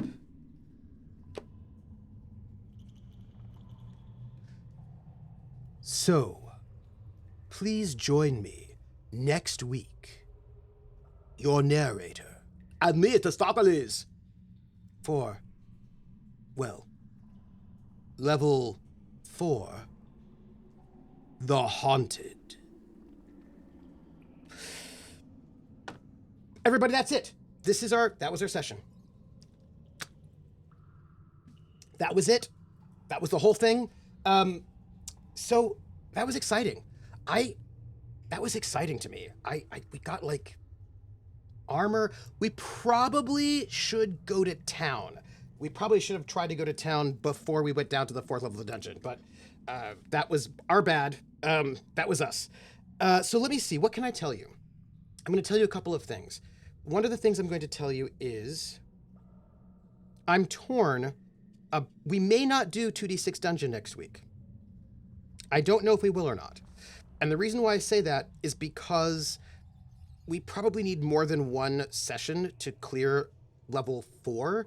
And I feel like it would be nice to clear level 4 all in one go, but we still might do it. I don't know yet. We may do it, or we may do something different. I'm just going to see what's in my solo RPG arsenal and how much extra time I have to build assets. So either we'll be doing 2d6 dungeon next week and dive into the Haunted, which is level 4, or we won't. I'll let you know. I'm going to just think about it, and then I will tell you. Let's see. So, thank you for being here. Let me see if I have anything to read out from y'all. Let's see. Oh, just connect. Thank you for the new follower, Batty Bards. And we have no other messages to read. And let me see. So, thank you. Thank you for being here with me, and thank you for just like being awesome. I'm going to check to see if there's a raid to do, but let me give you the rundown on where you can find me next. Today's Friday. Tomorrow at noon Eastern, I will be playing Rain World. I'm very excited about it. And then Sunday at 6:30 p.m., 2:30 p.m. Eastern. Don't listen to me. 2:30 p.m. Eastern. It will be the first episode of Seasons of Death Summer, with our adventures as playing the secret agent Prometheus, codename Prometheus. An adventure called something exciting, something grave. And we're going to find a brand new agent who maybe has learned a little bit too much and has been burned. And, well, we're going to start the adventure in Spain, and we'll find out where we go from there. And we'll find out what connections might be made and what might be had. And I'm going to expect this is a 2 or 3 session adventure. It might be 2, it might be 3, depending on, how our one player does in this excitement. This is using the Gumshoe system, which is built for 1 player, 1 GM. And this is the second of the Night's Black Agent solo scenarios that we'll have done. We have done 1, 2, 3, 4, 5. 1, 2, 3, 4. We've done 5 Cthulhu Confidentials, and this will be our second Night's Black Agent. And they have 2 other brand new 1-to-1 games, by the way, that they have come out with, and I do have them. Just letting you know. One is sort of like The Boys, where you are a regular person trying to take down, I think you might be a reporter. Anyway, trying to take down bad superheroes. And the other one is a sort of a fantasy thief sort of thing. So that's that. So that's on Sunday. On Monday at 2 p.m. Eastern on the Wandering Inn YouTube channel, you can find me doing Overgrown, where I play a hare. And then Wednesday at 8 p.m. Eastern on Laugh Love Lindy's channel, join us for more Reading Between the Lines, our Good Society game, where hey, Lysander, I'm going to just tell you, stuff is going to happen, is what's going to happen. There's just stuff's going to happen on Wednesday. I was thinking they were going to do visitations for the first half of this cycle, but I think there's going to be an event instead. And surprise, and it wasn't an event that I planned, it was an event that one of my players planned, and I was like, awesome. And it's going to be shocking. So please enjoy this shocking event that's going to happen on Wednesday. And Thursday, Disco Elysium. And I believe I've got a one-shot coming up to surprise you all. But I will post my calendar for the week up here and all the places. Come and find me at troopersjp here or on YouTube. Hey, you folks on YouTube, thanks for being around. You can also find me at troopersjp on Twitter.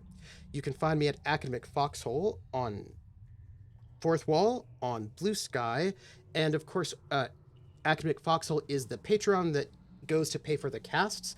And hang out in our Discord and have a great, lovely, wonderful time. But before we go, You're all. Hey, y'all! I just want to tell you that it is that time of year that it's it's that time of the year. So it has been lovely to have you around, and I'm just going to do a little bit of a hey. There is we're going to do a raid. There is a game happening right now that's live, Monster of the Week, and it is a charity stream for Trans Lifeline. And that is something that sounds great to me. I'm very excited about that. So we're going to go into a raid. So don't forget our raid command. Raid. And let's go and support a charity stream for Trans Lifeline by the streamers Sword and Key. So thank you, everybody. Have a great evening. And I will catch all of you all on the flip side, and we go live once the credits are done. Bye, everybody.